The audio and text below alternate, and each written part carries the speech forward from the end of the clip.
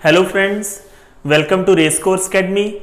I am RV Singh and today we will start our next session on mensuration. तो आज हमारा session रहेगा rectangle का। ठीक है, रेक्टेंगल के बारे में जो भी पहले जियोमेट्रिकल पार्ट जैसे हमने पहले किया था स्क्वायर में, फिर उसका मेंसुरेशन। ठीक है, थोड़े बहुत मैं जियोमेट्री के आपको फैक्ट्स बताऊंगा क्योंकि कई बार सीधा फैक्ट पे ही हमें क्वेश्चन आ जाता है। तो पहले मैं आपको एक बात शेयर करना चाहता हूँ कि कभी भी आप कोई भी चीज़ अगर पढ़ते हो, do not study for the sake of learning. ठीक है, याद रखने के लिए मत पढ़ा करो, study for the sake of knowing. किसी चीज़ को आप अगर जानने के लिए पढ़ रहे हो तो उसकी वैलिडिटी आपके पास काफ़ी देर रहेगी, क्योंकि कोई भी चीज़ अगर आपने वेरीफाई करके स्टडी कर ली, ठीक है, तो वो आपके साथ लाइफ लॉन्ग चलेगी, आप कभी भी उसे भूल नहीं पाओगे। तो ये चीज़ें होती हैं, क्योंकि अगर आप क्रैमिंग करके या कुछ टाइम के लिए याद करके चीज़ों को कर रहे हो तो वो आपके साथ ज़्यादा देर नहीं रहेंगी, क्योंकि कंपटीशन सिर्फ एग्ज़ाम क्रैक करने तक नहीं होता, उसके बाद भी एक और कंपटीशन होता है, क्योंकि आप इंटेलिजेंट लोगों के पूल में चले जाते हो। तो अगर वहाँ पे आपको अच्छी नॉलेज नहीं है तो भी आपको फील होगा या आपको मतलब कि आपको कैटेगराइज किया जाएगा। सो हम अब स्टार्ट करते हैं। पहले हम रेक्टेंगल ही स्टार्ट करेंगे, पहले हम जियोमेट्रिकल पार्ट करेंगे उसका। कुछ मैं आपको फैक्ट्स बता दूंगा, तो आप साथ साथ इसको अपनी कॉपी पे नोट्स बनाते जाना इसके, ताकि आपको रिवाइज करना इजी हो जाए। पहले हम जियोमेट्रिकल पार्ट से स्टार्ट करेंगे। रेक्टेंगल को आपको पता है भी आयत बोलते हैं। ठीक है, ये हमारा रेक्टेंगल हो गया, A B C and D. तो इधर मैं लेफ्ट हैंड साइड पे कुछ फैक्ट्स लिख देता हूँ जो होते हैं। ठीक है, एक तो आपको ये बात याद रखनी है, ये पैरेलल के साइंस हैं। Opposite sides are equal and parallel. ठीक है, जो ये ऑपोजिट साइड्स हैं ये इक्वल होंगी, इसको हम लेंथ बोलते हैं, इसको हम ब्रेथ बोलते हैं बी से। तो ये इक्वल भी होंगी और पैरेलल भी होंगी, ये भी बी होगी, ये एल है तो ये भी एल होगी। ठीक है, ये पहला फैक्ट है। और सारे के सारे एंगल जैसे स्क्वायर में थे 90 डिग्री के हैं। ठीक है, all angles are of 90 degree, ये इंटीरियर एंगल्स है। ठीक है, तो इसके बाद ये डायगोनल आ गई इनकी, तो दोनों डायगोनल भी क्या होंगी, इक्वल। ठीक है, both diagonals are equal, not perpendicular. ये परपेंडिकुलर नहीं होती, बस स्क्वायर में हमने क्या किया था कि डायगोनल्स इक्वल थी लेकिन वो परपेंडिकुलर थी, मतलब जो वो जहां पे इंटरसेक्ट करती थी वहां पे 90 डिग्री का एंगल बनता था। लेकिन रेक्टेंगल में ये नहीं है, ये परपेंडिकुलर नहीं है। हाँ, ये इक्वल जरूर है लेकिन परपेंडिकुलर नहीं है।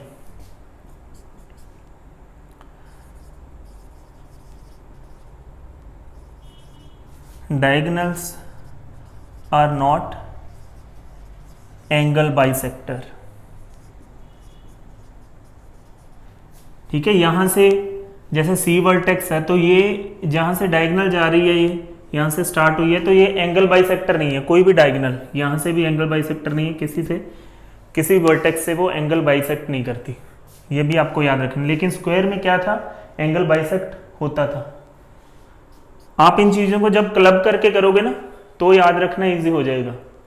मतलब ज़्यादा आपको ऐसा नहीं है कि इतनी सारी चीज़ें आप माइंड में रखोगे और बाद में आप अप्लाई करोगे। जैसे आप क्लब करने लगोगे इन चीज़ों को तो आपको कुछ कुछ सिमिलैरिटीज़ नज़र आएंगी, तो आपको बहुत थोड़ी थोड़ी चीज़ें याद करनी होगी। जैसे इसमें अब आपको ये पता हो भी, हाँ ऑपोजिट साइड्स इक्वल हैं और पैरेलल हैं, ये तो स्क्वायर में भी है, एक बार ही याद करना होगा। ठीक है, ऑल एंगल्स 90 डिग्री, ये भी स्क्वायर में है, रेक्टेंगल में भी आ गया। डायगोनल्स आर इक्वल, यही स्क्वायर में है, रेक्टेंगल में भी है, लेकिन ये बात स्क्वायर में नहीं है, इसमें है, नॉट परपेंडिकुलर, उसमें परपेंडिकुलर है। ये बस जो मतलब कि आप बोलो जो एक्स्ट्रा पॉइंट्स हैं वो वाले याद कर लो, जो सिमिलर ही हैं वो आपको एक बार ही याद करने होंगे। diagonals are not angle bisectors. Diagonals bisect each other. Bisect each other का मतलब ये वाला पार्ट इस वाले पार्ट के इक्वल है, ये वाला इस वाले के इक्वल है। इसका क्या मतलब हुआ, ये सारे पार्ट्स एक दूसरे के इक्वल हैं। बाइसेक्ट का मतलब यही होता है, बाई का मतलब होता है डबल, ठीक है। अगर कोई लाइन है मैं बोलूँ कि बाइसेक्ट करती है तो मतलब उसको दो इक्वल पार्ट्स में डिवाइड करती है। अगर मैं बोलूँ कि ट्राइसेक्ट करती है तो उसे तीन इक्वल पार्ट्स में डिवाइड करती है। ट्राइसेक्ट और बाइसेक्ट का मतलब ही ये होता है, मतलब ट्राइसेक्ट लिखा है तो मतलब तीन इक्वल पार्ट्स, बाइसेक्ट लिखा तो दो इक्वल पार्ट्स। अगर इंटरसेक्ट लिखा है तो इक्वल पार्ट्स नहीं है। इंटरसेक्ट को हम ऐसे बोल सकते हैं जैसे एक लाइन और उसको इंटरसेक्ट किया, ये पार्ट बी हो सकता है, ये ए, मतलब दोनों इक्वल नहीं है। अगर बाइसेक्ट लिखा हुआ तो ये दोनों ही ए ही होंगे, मतलब दोनों इक्वल होंगे। ये बस छोटे छोटे फैक्ट हैं, आपको याद होने चाहिए, ये कॉमन सेंस ही है, बस कॉमन सेंस में अपनी में बिठा लीजिए इन चीज़ों को, ठीक है। अब मैं आगे आपको पॉइंट करवाता हूँ, 1 2 3 4 5 हो गए, ठीक है। अब 6th पॉइंट करते हैं। इनको आप नोट डाउन कर लेना, मैं बार बार यही आपको बोल रहा हूँ, क्योंकि अगर आप नोट डाउन नहीं करोगे तो क्योंकि रिवीजन हमें चाहिए होती है, ठीक है, हमारी मेमोरी को शार्प करने के लिए, या उसकी मेमोरी की जो लाइफ है वो थोड़ी सी बढ़ जाए, कि आपको चीज़ें फॉरगेटफुल ना हो जल्दी से।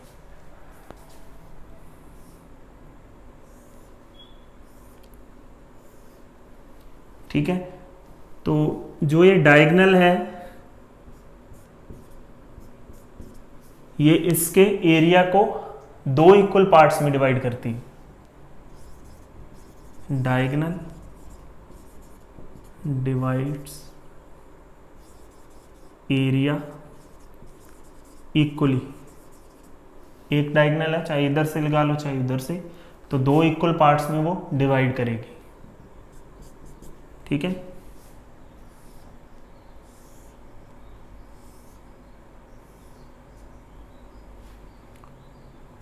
और अगर बीच में ये पॉइंट जैसे O है, ठीक है, ये एक हमारे पास रेक्टेंगल है ABCD और बीच में इसके एक कोई भी पॉइंट है O, तो हम अगर इनके वर्टेक्स से इसको ज्वाइन करें, ये रिजल्ट ही है बस। अगर इसका एरिया A है और इसका B है और इसका C और इसका D, तो हमेशा याद रखना A + B = C + D, मतलब इन दोनों के एरिया का सम इन दोनों के एरिया के सम के इक्वल होगा, ठीक है। ये कैसे होगा, जैसे हम यहाँ से एक परपेंडिकुलर ड्रॉ कर दें, ठीक है। हमारे पास कौन से ट्रायंगल बच गए, ट्रायंगल AOB एंड नीचे से ट्रायंगल COD। COD में ये बेस है CD, ये लेंथ है, ये ब्रेथ है, ठीक है। AOB में AB क्या है, बेस। तो आपको पता है ट्रायंगल का एरिया क्या होता है, half base into height. Half base क्या है L, हाइट क्या है, यहां से कोई भी पॉइंट ले लो एक, इसको हम मान लेते हैं E मान लेते हैं, इसको हम D मान लेते हैं, नीचे वाले को, ठीक है। ये वाली हाइट हो जाएगी EO, half base into height. ये इस वाले ट्रायंगल का है, ट्रायंगल AOB के लिए। और इस वाले के लिए COD के लिए हाफ बेस, इसमें भी लेंथ ही है, ठीक है, इंटू हाइट। हाइट क्या है DO, ये इस वाले ट्रायंगल के लिए COD के लिए। अब आपको पता है इसमें से हम हाफ L कॉमन निकालेंगे, बीच में क्या बचा है EO + DO, ठीक है। कोई भी पॉइंट आप ले लेना, EO और DO। अगर इनको हम जोड़ दें तो ये क्या बन जाएगा, ब्रेथ, ठीक है। ये पूरी पूरी ब्रेथ बन जाएगी EO + DO। तो हमारे पास अब प्रूव हो गया हाफ लेंथ इंटू ब्रेथ, मतलब इन दोनों ट्रायंगल्स का एरिया पूरे रेक्टेंगल के एरिया का हाफ है, तो जो ये बचे हुए हैं इनका एरिया भी हाफ ही होगा, ठीक है। टोटल 1 है, इन दोनों का अगर हम सम कर दें तो हाफ है हमारे पास एरिया रेक्टेंगल का, तो हाफ इन दोनों का होगा a प्लस बी का। इसीलिए ये रिजल्ट याद रखना, a प्लस बी मतलब जो इस वाला ये वाला ट्राइंगल है, इसका एरिया और इसका एरिया, इसका सम कर दें, जो दो ट्राइंगल ये बनेंगे इनके एरिया के सम के इक्वल होता है। चाहे ये वाला पॉइंट कहीं बाहर भी हो तब भी यही रिजल्ट रहेगा, जैसे यहां पे हो, बस रिजल्ट नहीं चेंज होगा, रिजल्ट यही रहेगा। ठीक है, कैसे भी कहीं भी हो, लेकिन ये रिजल्ट इसका यही रहेगा बस। ठीक है, हम अगले रिजल्ट की तरफ चलते हैं।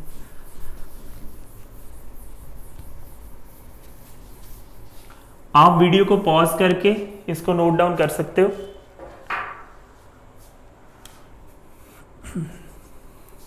अगला रिजल्ट है, हमारे पास एक रेक्टेंगल है ABCD। जियोमेट्रिकल पार्ट में आपको बस थोड़ा सा ही करवाऊंगा, ठीक है, ताकि आपको क्वेश्चंस में आसानी हो जाए।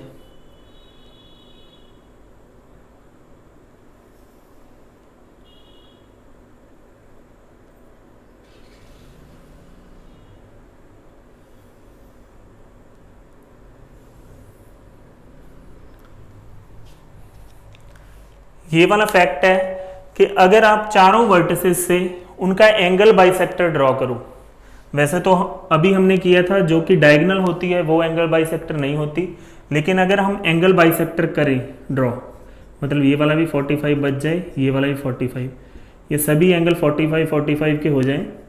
ठीक है, तो यहाँ पे P और यहाँ पे Q, R और S। तो हमेशा याद रखना जो ये P Q R S है ये एक स्क्वायर होगा। ठीक है, ये रिजल्ट याद रखना कि रेक्टेंगल के अगर हम एंगल बाइसेक्टर ड्रॉ करें तो जो बीच में ये फिगर प्रोड्यूस होगी ये क्या होगी, स्क्वायर होगी हमेशा। ठीक है, तो अब हम चलते हैं, बस इतनी बातें आप जो भी मैंने अभी बताई हैं 5-7, ठीक है, ये याद रखना। और आगे अब हम मेंसुरेशन की तरफ चलते हैं, क्योंकि हमारा जो सेशन है ये मेंसुरेशन क्या है, जियोमेट्रिकल पार्ट में बस आपकी अंडरस्टैंडिंग डेवलप करने के लिए बता देता हूँ, क्योंकि साथ साथ में प्रॉपर्टीज भी पता हो तो आसानी से आप सॉल्व कर पाते हो। सबसे पहले एरिया रेक्टेंगल का लेंथ इनटू ब्रेथ। ठीक है, ये हमारे पास रेक्टेंगल है ABC एंड D। ठीक है, लेंथ इनटू ब्रेथ।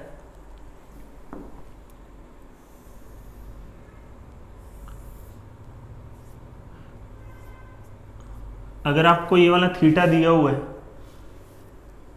हमें ये पता है कि ये वाले जो डायगोनल्स हैं वो एक बाइसेक्ट करती हैं, मतलब जो ये वाले पार्ट्स होते हैं वो इक्वल होते हैं। मैं इसे बाहर ही निकाल लेता हूँ इस वाले ट्रायंगल को, आप अच्छे से समझ आ जाएगा। ये दोनों साइड्स हैं इक्वल हैं। ठीक है, ये क्या होगी, ब्रेथ होगी, ये साइड्स A और A। तो ये कौन सा ट्रायंगल बन गया, आइसोसेल्स। आइसोसेल्स ट्रायंगल कौन सा होता है, जिसके दो साइड्स इक्वल हो, तीसरी साइड अनइक्वल हो। तो आइसोसेल्स ट्रायंगल में आप याद रखना भी, अगर हमें थीटा दिया होता है तो उसका हम एरिया निकालते हैं half similar side into sine theta.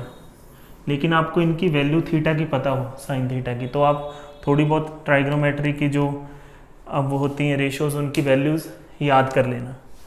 यहाँ पे भी आप इसे अप्लाई कर सकते हो, हाफ डायगोनल का स्क्वायर और थीटा, साइन थीटा। इससे भी आप एरिया फाइंड आउट कर सकते हो, जैसे हमने स्क्वायर में किया था कि हाफ D स्क्वायर।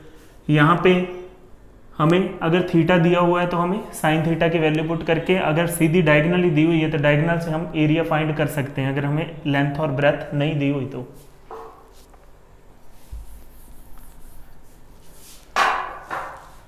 एरिया वैसे आपको पता है कि बीच वाला पोर्शन, ये सारे को एरिया बोलते हैं, स्क्वायर में भी मैंने बताया था। सेकंड थिंग क्या आ गई, पेरीमीटर आ गया हमारे पास। पेरीमीटर क्या होता है, परिमाप। जैसे हम A से चलना शुरू करें और सारी साइडों को क्रॉस करते हुए फिर A पे आ जाए साइडों पे, तो उसे बोलते हैं परिमाप। तो मैंने आपको एक बात बताई थी फर्स्ट जब स्क्वायर की वीडियो थी कि जो पेरीमीटर होता है उसको उसकी एक यूनिवर्सल डेफिनेशन है कि सम ऑफ ऑल साइड्स, ठीक है। सम ऑफ ऑल साइड्स का क्या मतलब हुआ है, एल और एल 2l, सभी को जोड़ देंगे हम, b और b 2b, तो 2 यहां से कॉमन आ गया, ये हमारा पेरीमीटर का फॉर्मूला है, ठीक है। मैंने क्या किया, सम ऑफ ऑल साइड्स मतलब सारी की सारी साइड्स का सम कर दिया, तो हमारे पास आ गया पेरीमीटर, ठीक है। और डायगोनल, डायगोनल अब हमें पता है कि यहाँ पे क्या है 90 डिग्री का एंगल, और ये हमने हमारी डायगोनल है, इसको विकर्ण बोलते हैं हम, चाहे इस साइड को ले लो, तो ये हमारा 90 डिग्री एंगल है, ये हमारा क्या होगा बेस, ये होगा हमारा परपेंडिकुलर, और ये हाइपोटेन्यूज, पाइथागोरस लग जाएगी, मतलब लेंथ का स्क्वायर और बी का स्क्वायर का सम का अंडर रूट, ये हमारे पास इसकी डायगोनल आ जाएगी रेक्टेंगल की, ठीक है। फिर आ जाएगा इन रेडियस। इन रेडियस क्या होता है कि हमारे पास कोई रेक्टेंगल है, उसमें अंदर बड़े से बड़ा सर्कल जो बनेगा उसका रेडियस क्या होगा, ठीक है। बड़े से बड़ा जो सर्कल बनेगा उसका रेडियस क्या होगा, तो हमेशा याद रखिए कि आइदर ऑफ स्मॉलर साइड का हाफ कर देना आपने, कि चाहे तो लेंथ छोटी है चाहे ब्रेथ छोटी है, आइदर ऑफ स्मॉलर साइड, उसका हाफ क्या होगा, अंदर जो बड़े से बड़ा सर्कल बनेगा, जो भी इन सर्कल बनेगा उसका रेडियस, कोई भी साइड अगर स्मॉलर हो, जैसे ब्रेथ स्मॉलर है तो यहाँ पे क्या करेंगे ब्रेथ का हाफ, अगर लेंथ स्मॉलर हुई तो लेंथ का हाफ, वो अंदर बड़े से बड़ा सर्कल वो वाला बनेगा उसका रेडियस होगा वो, ठीक है। अब सर्कम रेडियस,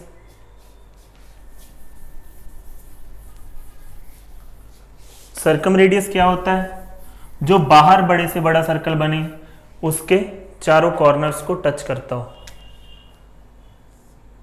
इसे हम बोलते हैं सर्कम रेडियस या सर्कम सर्कल।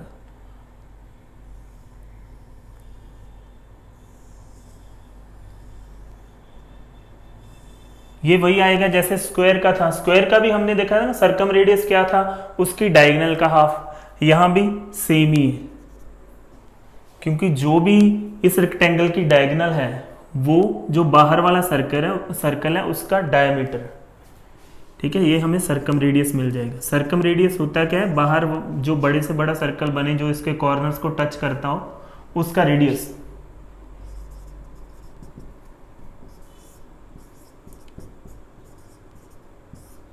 इस सर्कल को बोलेंगे सर्कम सर्कल और इसके रेडियस को सर्कम रेडियस, ठीक है, जो डायगोनल थी उसका हाफ।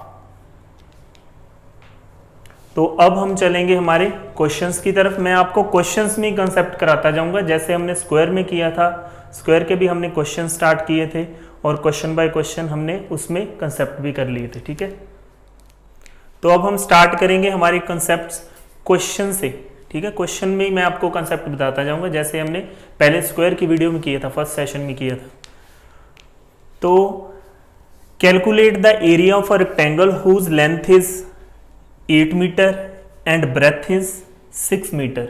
मैं आपको बिल्कुल बेसिक से करवाऊंगा, मतलब जहां से आपको ऐसे भी बताऊंगा कि एरिया कैसे निकालना है, पेरीमीटर कैसे निकालना है, डायगोनल कैसे, ब्रेथ कैसे, लेंथ कैसे, ठीक है। तो सबसे पहले एरिया का हमने किया हुआ है, एरिया फाइंड आउट करना है, L इंटू बी, तो 8 metre into 6 metre 48 metre square, ठीक है। तो कई बार क्या होता है, भी आपको पूरे कॉन्शियस रहना, कई बार एग्जाम में ऐसे भी आंसर दिया होता है ऑप्शंस में 48 मीटर, तो आपकी एरर यहाँ पे भी हो सकती है, मतलब आपका क्वेश्चन जो भी आपने अटेम्प्ट किया, अगर आपने जल्दबाजी में देखा 48 मीटर तो मीटर पे आपने टिक लगा दी तो वो गलत हो जाएगा। आपको देखना है कि एरिया हमेशा स्क्वायर में होता है, मीटर स्क्वायर में, अगर वॉल्यूम है तो क्यूब होगा ऊपर, अगर यही वॉल्यूम होता तो ऐसे लिखा होता वो 48 मीटर क्यूब।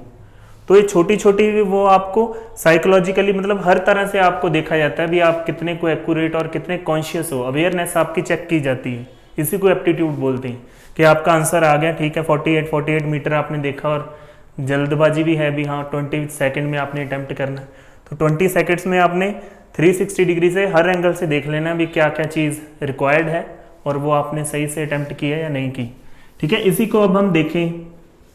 जैसे मैंने आपको अभी बताया था कि आइसोसेल्स ट्रायंगल वाला, ठीक है, जैसे ये डायगोनल्स हो गई और हमारे पास लेंथ दी हुई है 8 और ब्रेथ दी हुई है 6। ठीक है, तो इसकी डायगोनल क्या आ जाएगी? आपको ट्रिपलेट्स वैसे याद हो, ट्रिपलेट्स 6, 8 और हाइपोटेन्यूज इस पे 10 होते हैं। ठीक है, इसको आप पाइथागोरस से सॉल्व कर लेना, तो ये डायगोनल इसकी 10 आ जाएगी।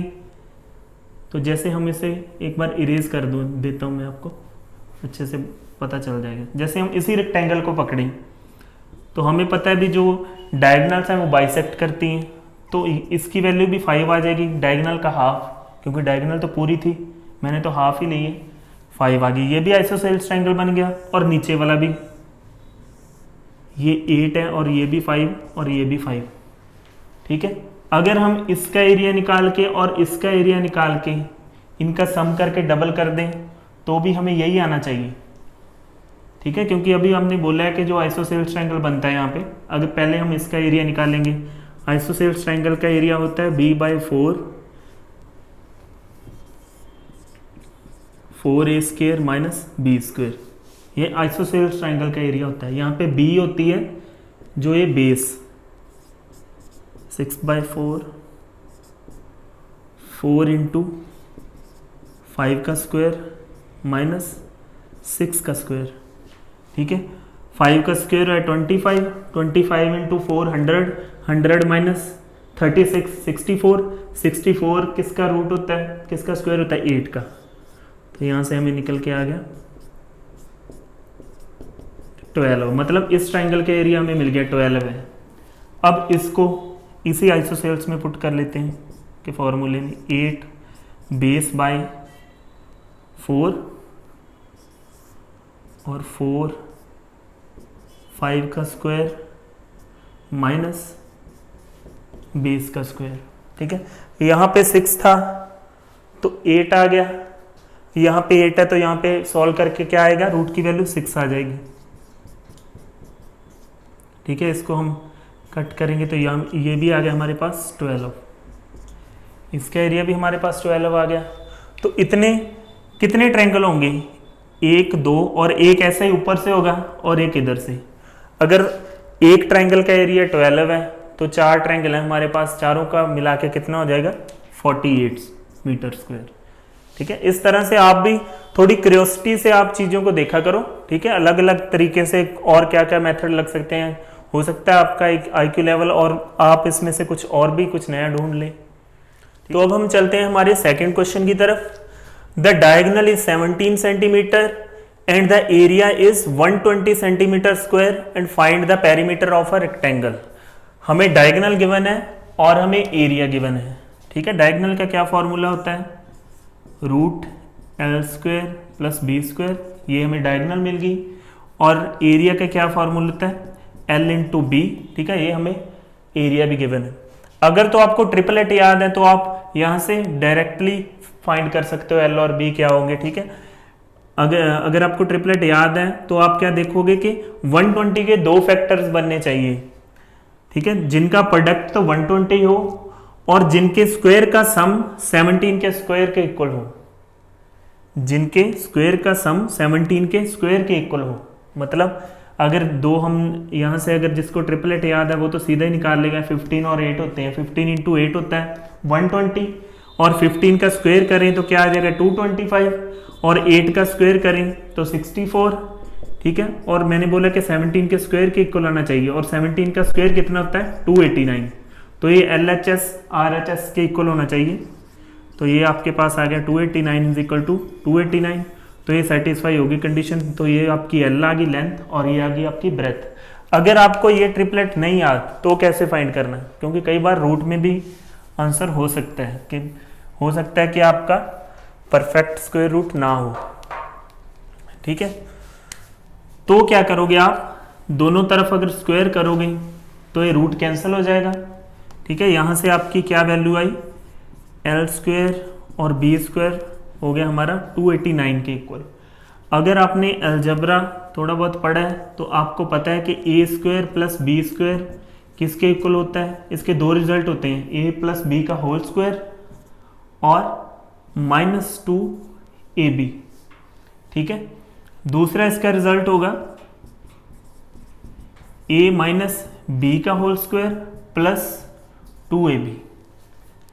ठीक है, तो आप अब यहाँ पे वैल्यू पुट कर दो इसकी वैल्यू अब आपको पता है L square plus B square की 289 और एल प्लस बी का होल स्क्वायर। ठीक है, ये आपको नहीं पता। और 2lb की आपको वैल्यू पता है 120, तो 120 का डबल कितना होगा 240। ठीक है, और ये भी 289 ही होगा, l माइनस बी का होल स्क्वायर और यहाँ पे भी इसका डबल क्या होगा 240। एक बार 240 इसमें जाके प्लस होगा और एक बार माइनस होगा। ठीक है, ऊपर वाला हमारा रिजल्ट आ जाएगा 529, नीचे वाला हमारा रिजल्ट आएगा 49। ये मैं आपको सॉल्व करके इसलिए बता रहा हूं ताकि आपको एग्जाम पॉइंट ऑफ व्यू से अगर कोई और वैल्यू आ गई जिसकी ट्रिपलेट नहीं बनती तो आप इस तरीके से उसको सॉल्व कर पाओ। तो आपको अब इसकी वैल्यू मिल जाएगी रूट और इसका भी रूट, तो आपको मिल गया l प्लस बी 23 मिल गया हमारे पास और l माइनस बी 7। इसको हम ऐड करेंगे, 2l की वैल्यू हमारे पास आ गई 30 और लेंथ हमारे पास आ गई 15। लेंथ हमारे पास 15 है। ठीक है, तो 15 हम इसमें से माइनस कर देंगे 23 में से, तो ब्रेथ कितनी आ जाएगी 8। लेकिन अगर आपको ट्रिपलेट याद होती तो आप डायरेक्टली यहां से मूव हो जाते। अब इसका पेरीमीटर पूछा उसने, तो लेंथ प्लस ब्रेथ हमारे पास कितनी है 23, तो इसका डबल होगा उसका पेरीमीटर। पेरीमीटर का फॉर्मूला यही होता है ना, 2 into L plus B, 2 into 23, ये 46 मीटर हमारा सेंटीमीटर हमारा पेरीमीटर है। ठीक है, आप इस तरीके से भी कर सकते हो अगर आपके पास टाइम बचा हुआ है। लेकिन अगर आपको ट्रिपलेट याद है तो वैसे तो मोस्ट प्रोबेबली ट्रिपलेट का ही क्वेश्चन बनता है यहाँ पे। ठीक है, तो आप डायरेक्टली उसका यूज़ कर सकते हो ट्रिपलेट का अगर आपको आती है। अगर नहीं आती तो आप इस तरीके से सॉल्व कर सकते हो, लेकिन मुझे आपको बताने के लिए स्टेप बाय स्टेप जाना पड़ा। आपको अगर अंडरस्टैंडिंग होगी तो आप सीधा यहाँ तक पहुँच जाओगे l प्लस बी और l माइनस बी तक। ठीक है, तो अब हम चलते हैं हमारे क्वेश्चन नंबर 3 की तरफ। The diagonal of rectangle is 5 centimetre and its perimeter is 14 centimetre, find the area. इस क्वेश्चन में उसने पिछले क्वेश्चन से थोड़ा सा चेंज कर दिया। इसमें हमें डायगोनल गिवन है और पेरीमीटर गिवन है और पूछा है एरिया पूछा है हमें। डायगोनल आपको पता है कि क्या होता है, अभी हमने किया था पिछले क्वेश्चन में। ठीक है, root L square plus B square, ये हमारे पास है डायगोनल। और पेरीमीटर क्या होता है 2l प्लस बी, ये हमारे पास पेरीमीटर।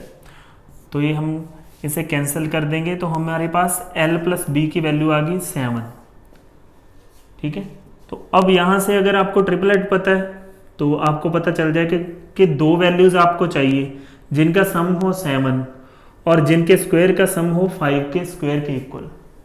ठीक है, तो वो दो वैल्यूज अगर ट्रिपलेट पता है आपको वो होगी 4 और 3, क्योंकि 4 और 3 को आप प्लस करोगे तो 7 आएगा। अगर इसके स्क्वायर का सम करोगे तो 5 के स्क्वायर के इक्वल आएगा, मतलब 25 आएगा। ठीक है, यहीं से आपका क्वेश्चन मतलब सॉल्व हो जाएगा। 4 और 3 आ गया तो एरिया पूछा है 4 इंटू 3 12। अगर आपको नहीं पता ट्रिपलेट का, ठीक है, 4 और 3 वाला कंसेप्ट नहीं पता है कि ट्रिपलेट अगर 5 हो हाइपोटेन्यूज तो बेस और परपेंडिकुलर 4 और 3 होते हैं, तो वही जो हमने पिछले क्वेश्चन में किया था वही वाला कंसेप्ट। ठीक है, लेकिन वो पूरा नहीं हमने लगाना।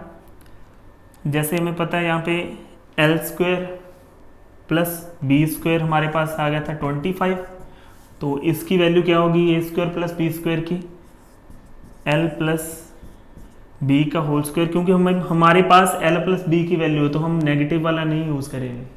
ठीक है, माइनस 2lb इक्वल टू 25 और l प्लस बी हमारे पास 7 है, तो 7 का स्क्वायर कितना होता है 49।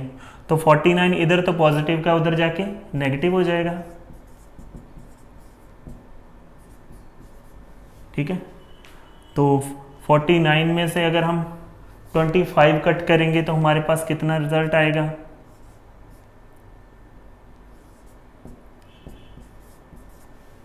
$24। तो माइनस और माइनस कैंसिल हो जाएंगे, 2 भी था, ये एल बी हमारे पास आ गया 12। तो यही हमसे पूछा क्योंकि एरिया क्या होता है एल बी, ठीक है। एक बार फिर से जल्दी से बता देता हूँ आपको। पहले हमने क्या किया, डायगोनल के फॉर्मूले के इक्वल रख लिया, दोनों का स्क्वायर किया तो ये रूट कैंसिल हो गया, L square plus B square हमारे पास 25 आ गया।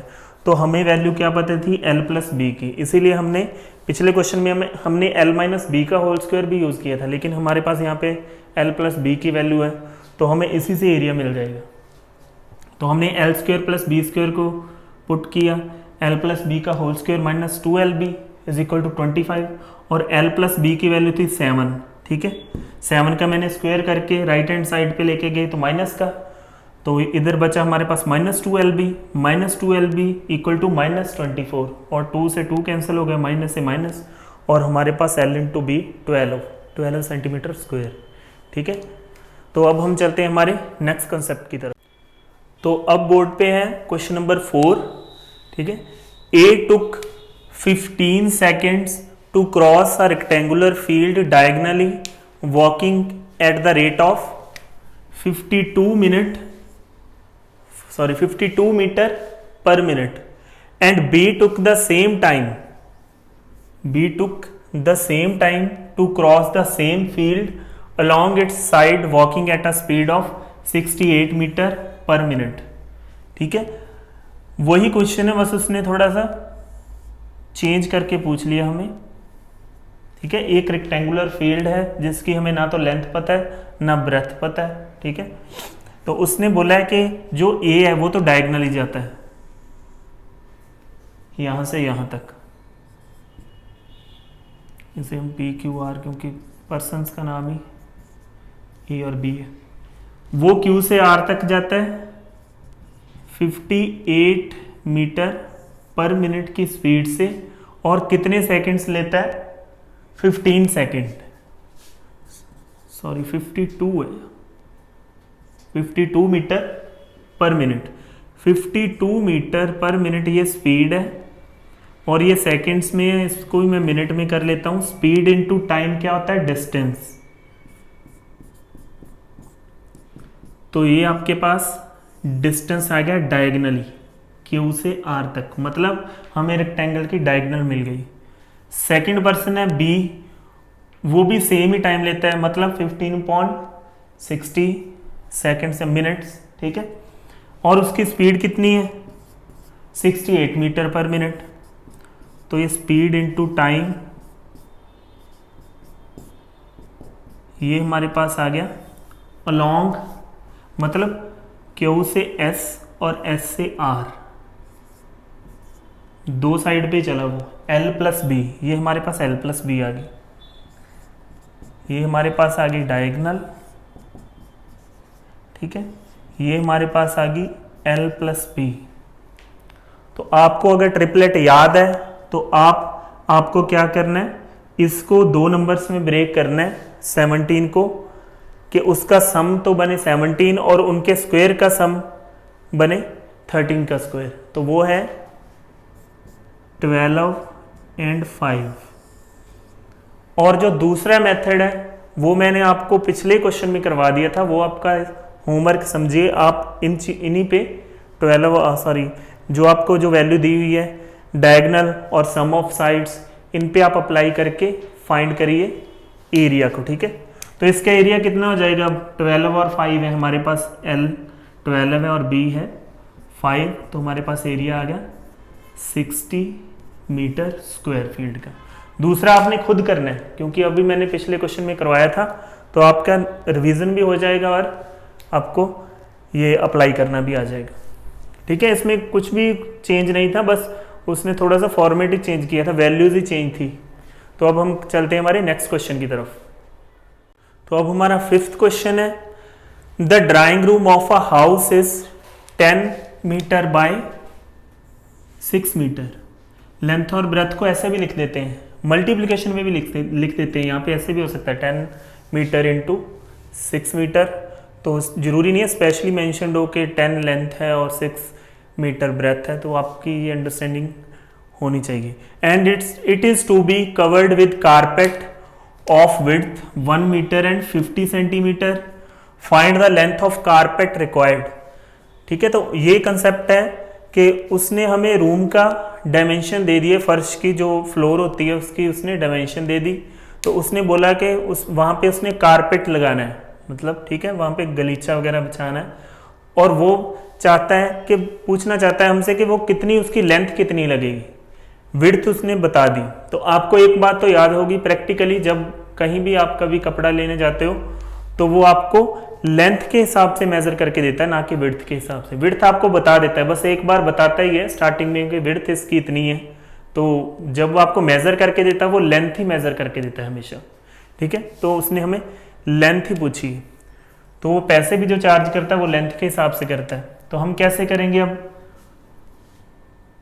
लेंथ ऑफ कारपेट, ये क्या होगी, area of floor divided by width of carpet. बस इससे आपको लेंथ मिल जाएगी। अगर उसने मतलब लेंथ का ऐसे कुछ बताया भी है, अभी 1 मीटर के वो इतने रुपीस चार्ज करता है, तो जो भी ये रिजल्ट आएगा उसको रुपीस के साथ मल्टीप्लाई कर देना, आपको उसकी कॉस्ट भी पता चल जाएगी।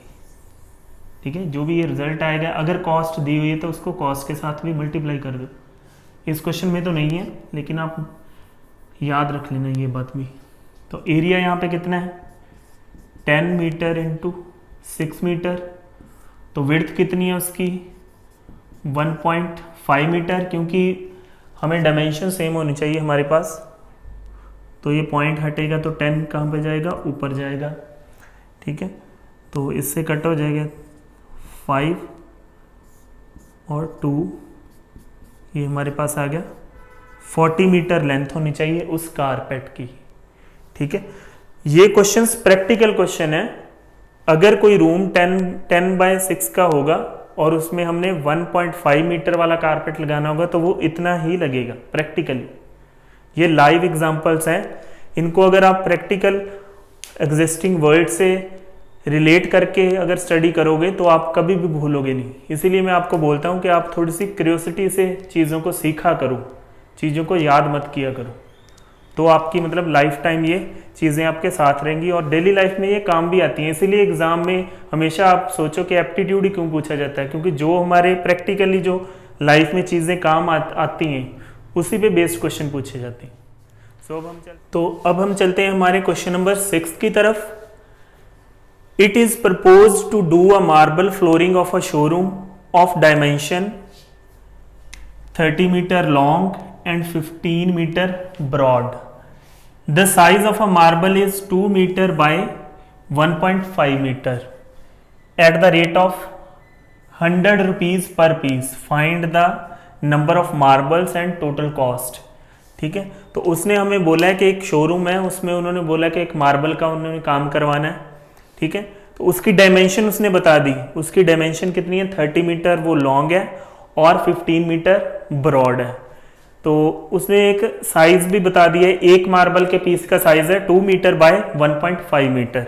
तो एक मार्बल की उसने कॉस्ट भी बता दी, 100 रुपीज लेता है वो एक पीस की। ठीक है, तो उसने हमें पूछा है कि कितने तो मार्बल लग जाएंगे, दो चीजें पूछ ली और कॉस्ट भी पूछ ली। ठीक है, हमने पहली वीडियो में अगर आपने देखा है फर्स्ट सेशन स्क्वायर का, तो उसमें मैंने बताया था कि कैसे हमने नंबर ऑफ मार्बल्स निकालने हैं। नंबर ऑफ मार्बल्स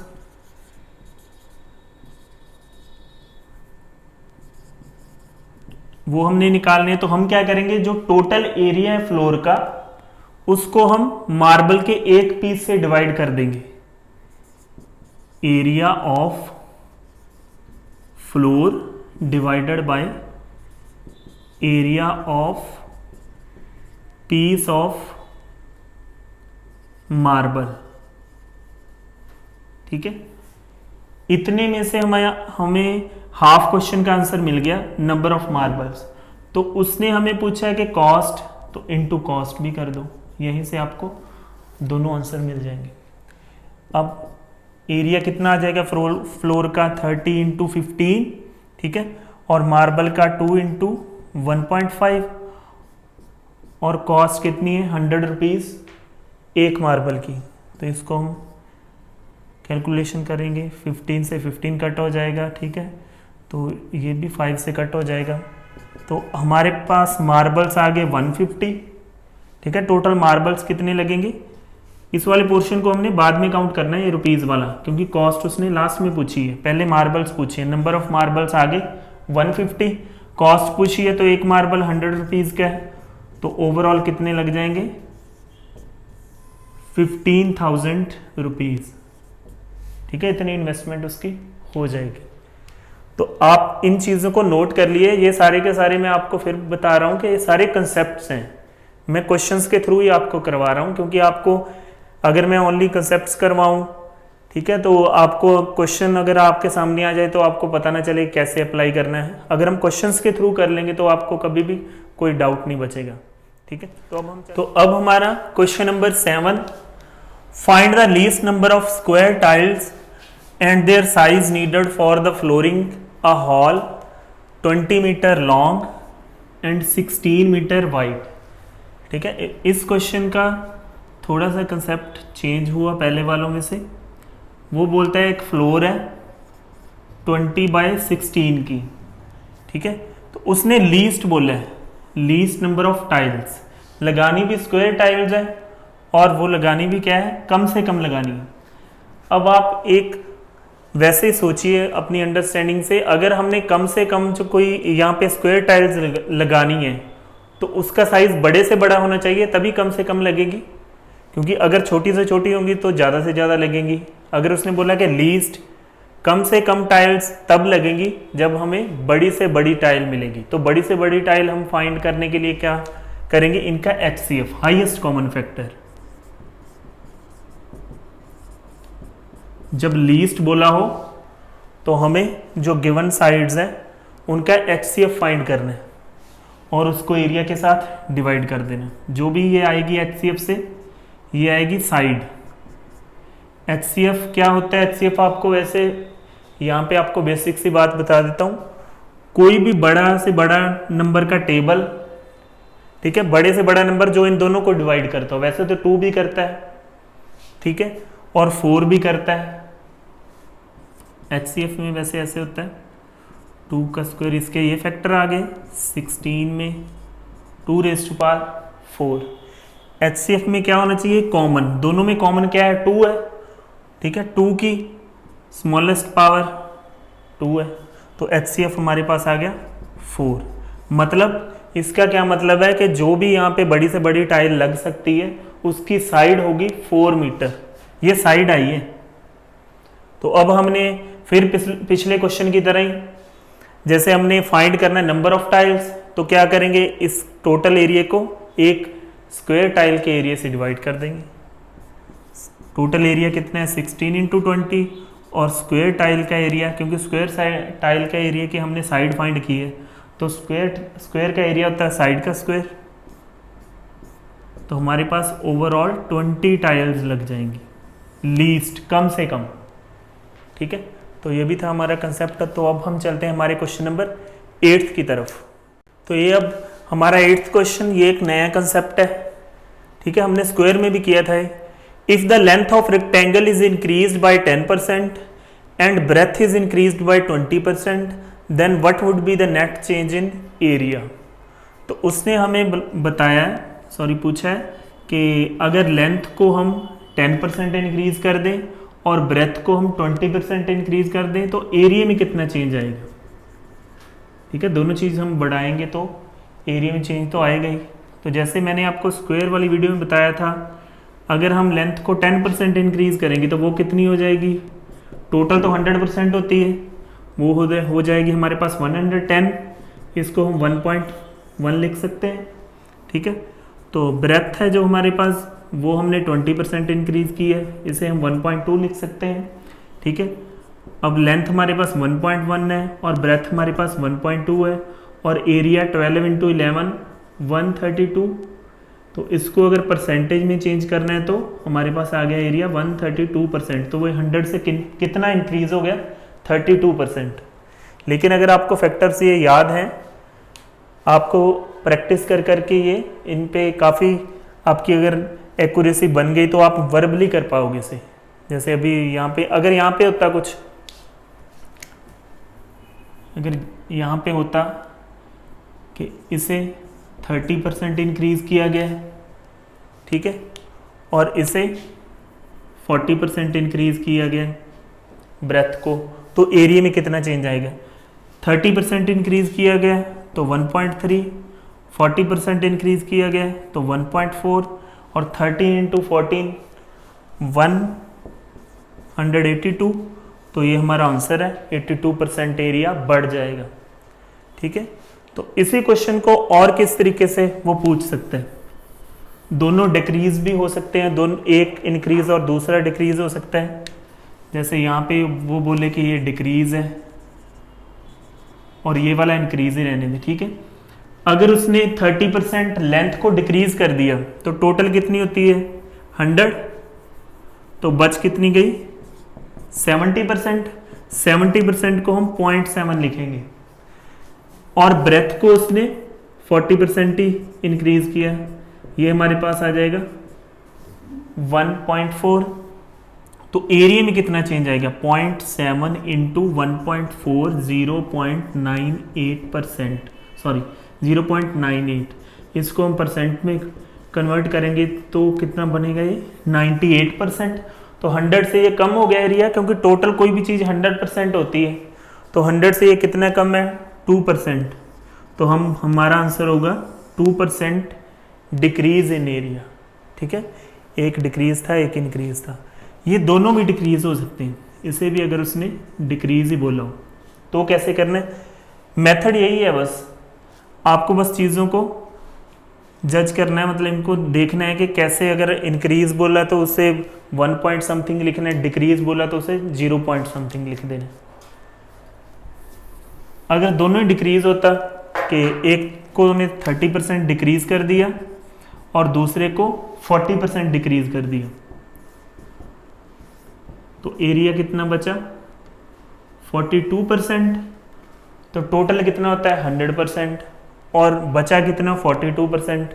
तो कितने का डिक्रीज आ गया 58% का डिक्रीज आ गया एरिया में, ठीक है। इंक्रीज डिक्रीज वाले पूछे हो तो बस आपने इसी तरह से कर देने, इसमें हार्डली आपके 2-3 सेकंड ही लगेंगे अगर आपकी प्रैक्टिस हो गई इनमें कि इंक्रीज वाले को कैसे लिखना है, डिक्रीज वाले को कैसे लिखना है, ठीक है। आप फैक्टर्स खुद से ना 1/2 से लेके 1/30 तक परसेंटेज की फैक्टर खुद से आप सॉल्व करके एक चार्ट बना लीजिए। जैसे इसका होता है 1/2 का 50%, 3.33%, ठीक है। ये सारे के सारे 1/2 से लेके 1/30 तक आप खुद से निकाल के उसका एक कॉपी में चार्ट बना लीजिए, वो बहुत काम आएंगे, आपके रेशो में भी काम आएंगे, इसमें भी जैसे इंक्रीज डिक्रीज वाले जहाँ पे इन्वर्स कोई रिलेशन होता है वहाँ पे काफ़ी काम आएंगे। 1/2, 1/3 ऐसे करके 1/30 तक आप खुद ही इसे निकाल के सॉल्व करके परसेंटेज में कन्वर्ट करके लिख लीजिए, क्योंकि ये क्या है बेसिकली 1/2 का मतलब क्या है 100 के 2 पार्ट्स अगर हम करें तो कितने परसेंट के बनेंगे 50-50 के। ये आ गया अब 1/30%, मतलब 100 के अगर हम 30 पार्ट्स कर दें, 30 से डिवाइड कर दें 100 को, तो एक पार्ट है जो 3.33% का बनेगा। ऐसे ही आप 1/3 भी करो, 4, 1/5 ऐसे करके 1/30 तक खुद से आप इसे लिखो और अपनी कॉपी में या कोई चार्ट वगैरह बना के उसे लिख के पेस्ट कर लो, ठीक है। ये काफ़ी काम आएंगे आपके। तो अब हम चलते हैं हमारे नेक्स्ट कंसेप्ट की तरफ। तो ये हमारा अब क्वेश्चन नंबर 9, ठीक है। ये भी उसी से कंसेप्ट इसका जुड़ता है जो अभी हमने किया। उसमें क्या था कि लेंथ और ब्रेथ दोनों इंक्रीज डिक्रीज, या एक को इंक्रीज और दूसरी को डिक्रीज और एरिया में चेंज पूछ रहा था। इसमें क्या है इसमें वो पूछेगा कि एरिया में चेंज नहीं आना चाहिए, मतलब एरिया कांस्टेंट है, तो वो हमें पूछेगा कि एक चीज को बढ़ा देगा और दूसरी पूछेगा कि उसको कितना कम करें कि एरिया में चेंज ना आए। जैसे if the length is increased by 20% then by how much percent the breadth is to be decreased so that there should be no change in area.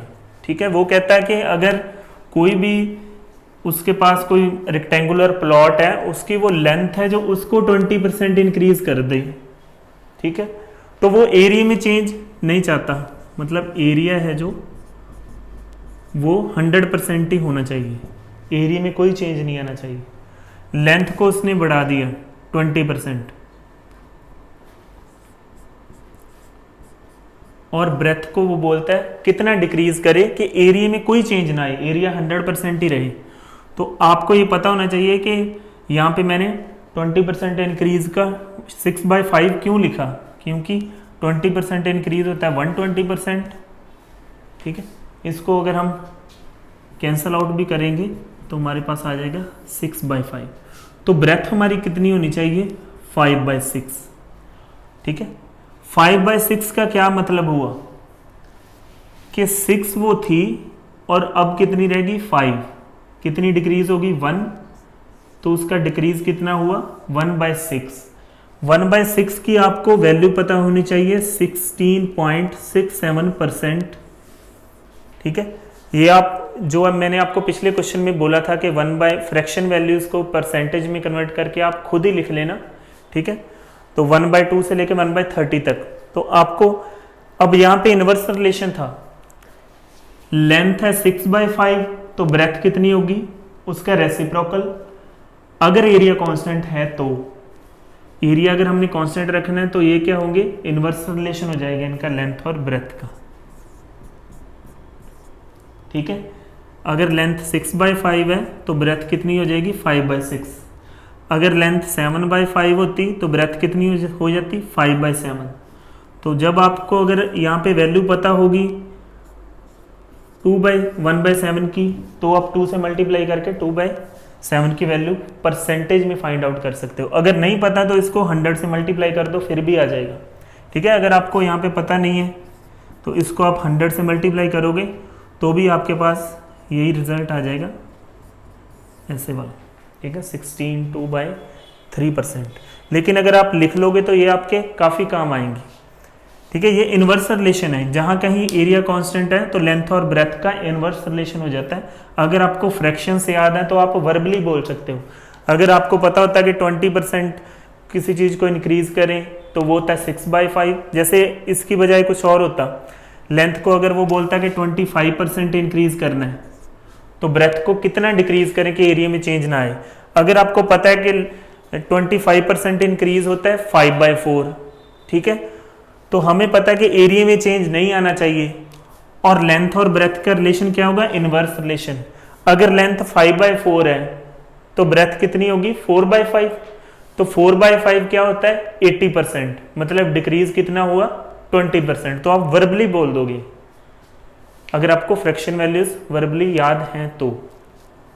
ठीक है, इस तरह से आप इस वाले क्वेश्चंस को भी कर सकते हैं जहां पे एरिया कांस्टेंट होगा और लेंथ और ब्रेथ की वैल्यू है जो इन्वर्स हो जाएगी। लेकिन इससे पहले आप इस फ्रैक्शन वैल्यूज को अगर याद कर लोगे तो आपका टाइम बिल्कुल भी यहाँ पे कंज्यूम नहीं होगा, आप वर्बली करोगे। तो अब हम चलते हैं हमारे क्वेश्चन नंबर 10 की तरफ। तो अब हम हैं हमारे क्वेश्चन नंबर 10 पे। A field is 25 metre long and 20 meter broad and a path 3 meter wide is constructed all around the field and surrounds it. Find the area of path. ये वही वाला क्वेश्चन है जो हमने स्क्वायर वाले topic में किया था, जो हमारा सेशन नंबर 1 था। ठीक है, भी हमने देखा था भी पाथ का एरिया कैसे फाइंड करते थे। अगर बाहर की तरफ है तो हम बड़े स्क्वायर में से छोटे स्क्वायर का एरिया माइनस कर देते तो हमारे पास पाथ का एरिया बच जाता। तो वही कंसेप्ट यहाँ पे लगेगा। यहाँ पे भी उसने बोला है कि एक रेक्टेंगुलर एक फील्ड है, ठीक है, जिसकी लेंथ है 25 और ब्रेथ है 20 मीटर, और इसके बाहर यूनिफॉर्मली एक पाथ बना हुआ है जिसकी विड्थ है 3 मीटर। तो यहाँ पे भी वैसा ही है कि बड़े रेक्टेंगल में से अगर हम छोटे रेक्टेंगल का एरिया माइनस कर दें तो हमारे पास बचेगा सिर्फ इस पाथ का एरिया बचेगा। ठीक है, ये बाहर की तरफ है तो क्या होगा, लेंथ में भी विड्थ ऐड होगी डबल होगी, क्योंकि 3 इधर होगी 3 इधर होगी। ठीक है, ब्रेथ में भी 3 इधर और 3 इधर, ब्रेथ भी बड़े रेक्टेंगल की नहीं बनेगी, ये बन जाएगी हमारे पास 31, और जो ब्रेथ है वो हमारे पास बन जाएगी 26। ठीक है, जो ये बाहर वाला रेक्टेंगल है इसकी लेंथ हमारे पास बन गई 31 और इसकी ब्रेथ है 26। तो अब हम वही करेंगे कि बड़े रेक्टेंगल का एरिया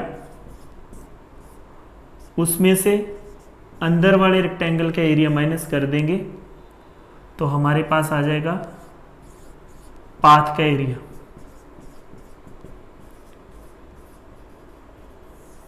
ठीक है, ये आप याद रखना।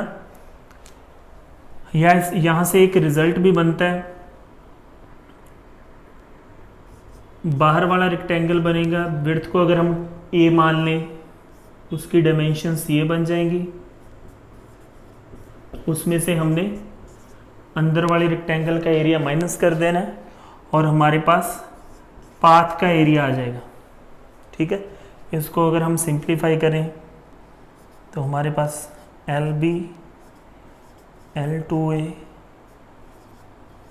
B2A और 4A square minus LB cancel हो जाएगा और पूरे में से आप 2A बाहर का कॉमन निकाल लो, अंदर बचेगा L plus B plus 2A।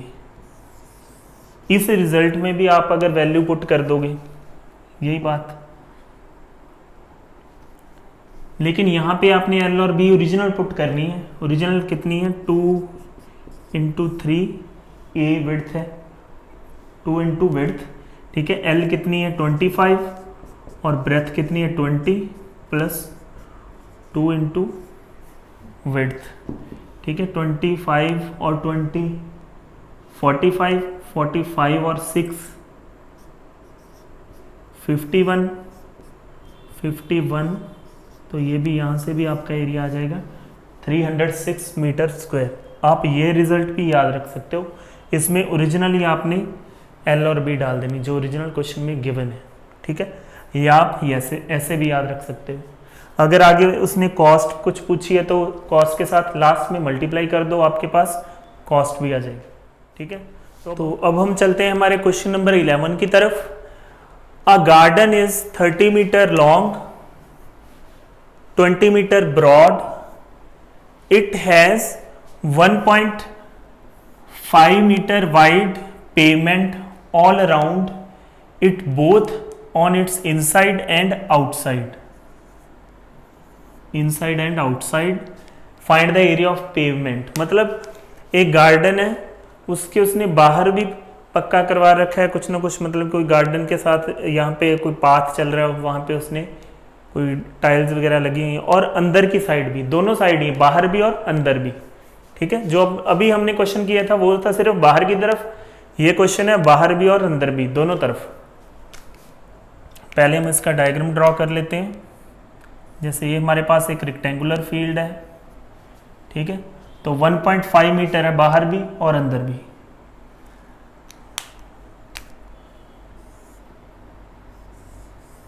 ये हमारा बाहर की तरफ आ गया और ये हमारा अंदर की तरफ आ गया। उसने ये वाला एरिया और पेवमेंट का पूछा उसने, हमें पता ही पेवमेंट तो दोनों तरफ ही, आउटसाइड एंड इनसाइड, और ये वाला एरिया, ये दोनों पूछे उसने। तो हम क्या करेंगे, पहले तो आउटसाइड वाला जो अभी हमने पिछले क्वेश्चन में किया था और इनसाइड वाला, दोनों को अगर ऐड कर देंगे तो हमारे पास पूरा एरिया आ जाएगा, आउट का भी और इनसाइड वाला भी। ठीक है, जो उसने क्वेश्चन में हमें पूछा है।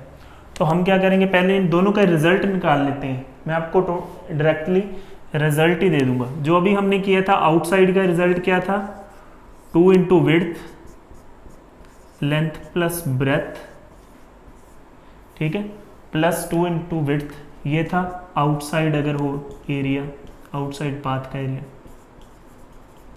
तो इनसाइड का क्या होगा, इनसाइड का भी हम यहीं से निकाल लेते हैं। इनसाइड का क्या होगा, अगर यहाँ पे हम डायग्राम ही ड्रॉ कर लेते हैं अलग से। अगर ये आपको रेक्टेंगल दिया और इनसाइड आपने कोई पाथ ड्रॉ किया है, तो इसका अगर लेंथ है तो अंदर वाले का क्या होगा, एल माइनस 2 इंटू विड्थ। ये अगर ब्रेथ है तो अंदर वाले की ब्रेथ क्या होगी, बी माइनस 2 इंटू विड्थ, ठीक है।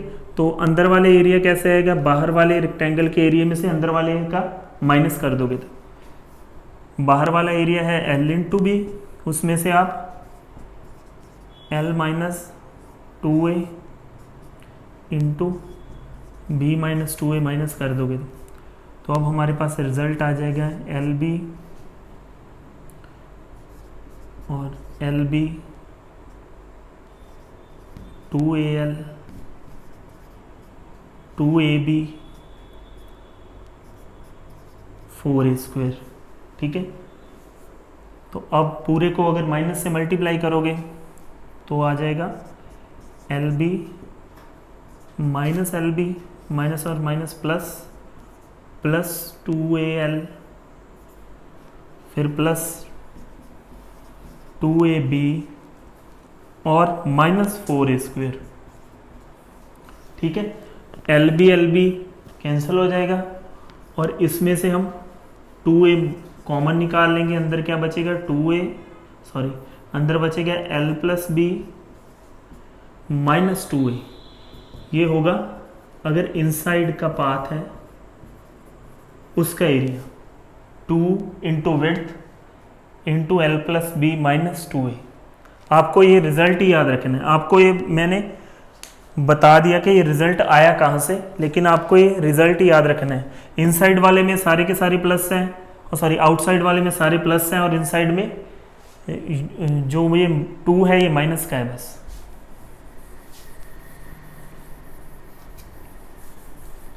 ठीक है, अब हम यहां पे लिख के से ऐड कर देंगे।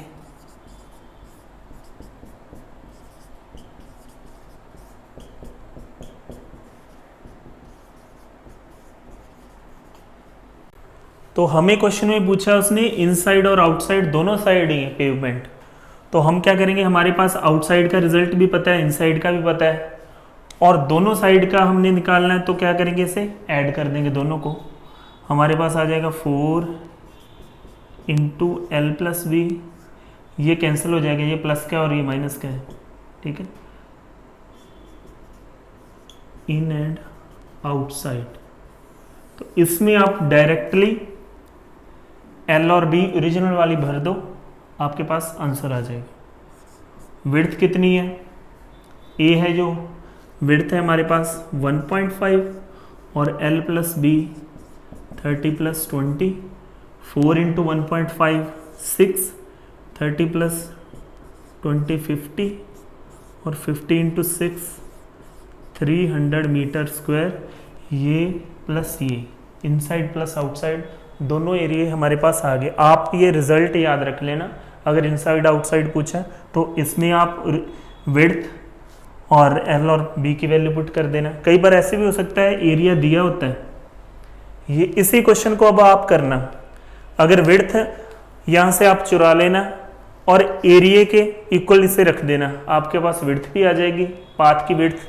ठीक है, या आप लेंथ को मिस कर देना और ब्रेथ को पड़े रहने देना और कोई ना कोई एक वैल्यू मिस करके इसके इक्वल रख के आप वैल्यू निकालना। ठीक है, आपकी अंडरस्टैंडिंग और भी बढ़ेगी। इनसाइड वाला फॉर्मूला ये है, आउटसाइड वाला ये है, और दोनों साइड हो इन और आउट तो ये वाला, यहाँ पे आप वैल्यू पुट करके सीधा निकाल सकते हो। विड्थ भी आ सकती है यहाँ से, लेंथ भी आ सकती है, ब्रेथ भी आ सकती है। मतलब दो चीज़ें और तीन चीज़ें आपको दी होंगी, विड्थ, लेंथ और एरिया। ब्रेथ भी फाइंड कर सकते हो, लेंथ भी और विड्थ। ठीक है, अब हम चलते हैं हमारे नेक्स्ट क्वेश्चन की तरफ। Question number 12, the length and breadth are 60 metre and 40 metre. A path 2 metre wide runs through the center of the field.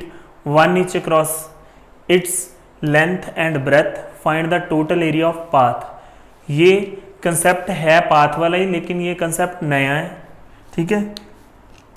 यहाँ पे आप याद रखना कि अगर लेंथ और ब्रेथ क्वेश्चन में जैसे ही आती हैं रिस्पेक्टिवली, वैसे ही उसकी वैल्यू दी होती है। यहाँ पे अगर लेंथ पहले आई है तो ये लेंथ है, इसको लेंथ कंसीडर करना है, ब्रेथ बाद में आई तो ये ब्रेथ होगी, ठीक है। अब ये वाला क्वेश्चन है हमारे पास, एक हमें रेक्टेंगुलर प्लॉट दिया हुआ है, ठीक है। तो उसके बीच में से दो पाथ क्रॉस करते हैं, एक तो लेंथ के क्रॉस और एक ब्रेथ के लॉन्ग, ठीक है। एक लेंथ के लॉन्ग और एक ब्रेथ के लॉन्ग, ठीक है। इसकी उसने हमें विड्थ बताई हुई है पाथ की 2 मीटर। तो अगर मैं बाकी वाला पोर्शन अगर इरेज कर दूं थोड़ी देर के लिए, तो आपको यहां से पता चल रहा है कि दो ये रेक्टेंगल्स बन गए, ठीक है। इस वाले रेक्टेंगल को अगर हम बाहर निकालें तो ये बनेगा 60 और 2 मीटर का 60/2 का। ये वाला रेक्टेंगल अगर हम बाहर निकालें तो ये बनेगा 40/2 का, ठीक है। अगर हम इन दोनों का एरिया निकाल के प्लस कर दें तो हमारे पास पाथ का एरिया आ जाएगा, लेकिन उसमें से हम ये पोर्शन जो ओवरलैप हो गया 2 बार काउंट हो गया।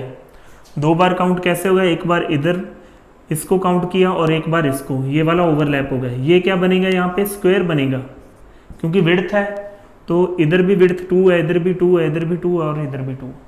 ये अलग अलग भी हो सकती है, अगर अलग अलग है तो रेक्टेंगल बन सकता है। यहाँ पे अगर इस तरफ जाए तो 1.5 हो और ऊपर से 2 हो तो 2 × 1.5 रेक्टेंगल का एरिया माइनस करोगे। लेकिन यहाँ पे यूनिफॉर्म ही है, इधर भी 2 है, इधर भी 2 है, तो आप फोर्स मतलब 2 का स्क्वायर माइनस कर दोगे। इसका मैं रिजल्ट बना के आपको दे देता हूँ। इस वाले रेक्टेंगल का area length into width plus इस वाले रेक्टेंगल का area breath into width minus एक जो ओवरलैप हो रहा पोर्शन वो है स्क्वायर, तो स्क्वायर का एरिया हम माइनस कर देंगे, हमारे पास आ जाएगा पाथ का एरिया, ठीक है। तो यहां से आप कॉमन ए को कॉमन निकाल लो, बीच बचेगा l प्लस बी माइनस ए, इसमें आप वैल्यू पुट कर दो। l है हमारा 60, b है 40 और विड्थ कितनी है 2, ठीक है। लेंथ प्लस ब्रेथ कितना हो गया हमारे पास 100 में से 2 माइनस करोगे तो 98, तो 98 का डबल कर दोगे तो आपके पास आ जाएगा 196 मीटर स्क्वायर, ठीक है। ये आपका एरिया आ जाएगा पाथ का। आप ये रिजल्ट याद रख लेना, a width into L plus B minus width, ठीक है। ये भी एक अलग कंसेप्ट था जब बीच में से क्रॉस करती हैं दो रोड्स। अगर उसने लॉन का एरिया पूछा है, मतलब ये वाले पोर्शन का, इसी क्वेश्चन में अगर वो इसका एरिया पूछ लेता तो आप पाथ का एरिया निकाल के इस पूरे रेक्टेंगल के एरिया में से माइनस कर दोगे तो आपके पास लॉन का एरिया आ जाएगा ये वाले पोर्शंस का। ये आपका होमवर्क है, आप इसे खुद करिएगा ट्राई, लॉन का एरिया भी फाइंड करिए। ये हमारा क्वेश्चन नंबर 13।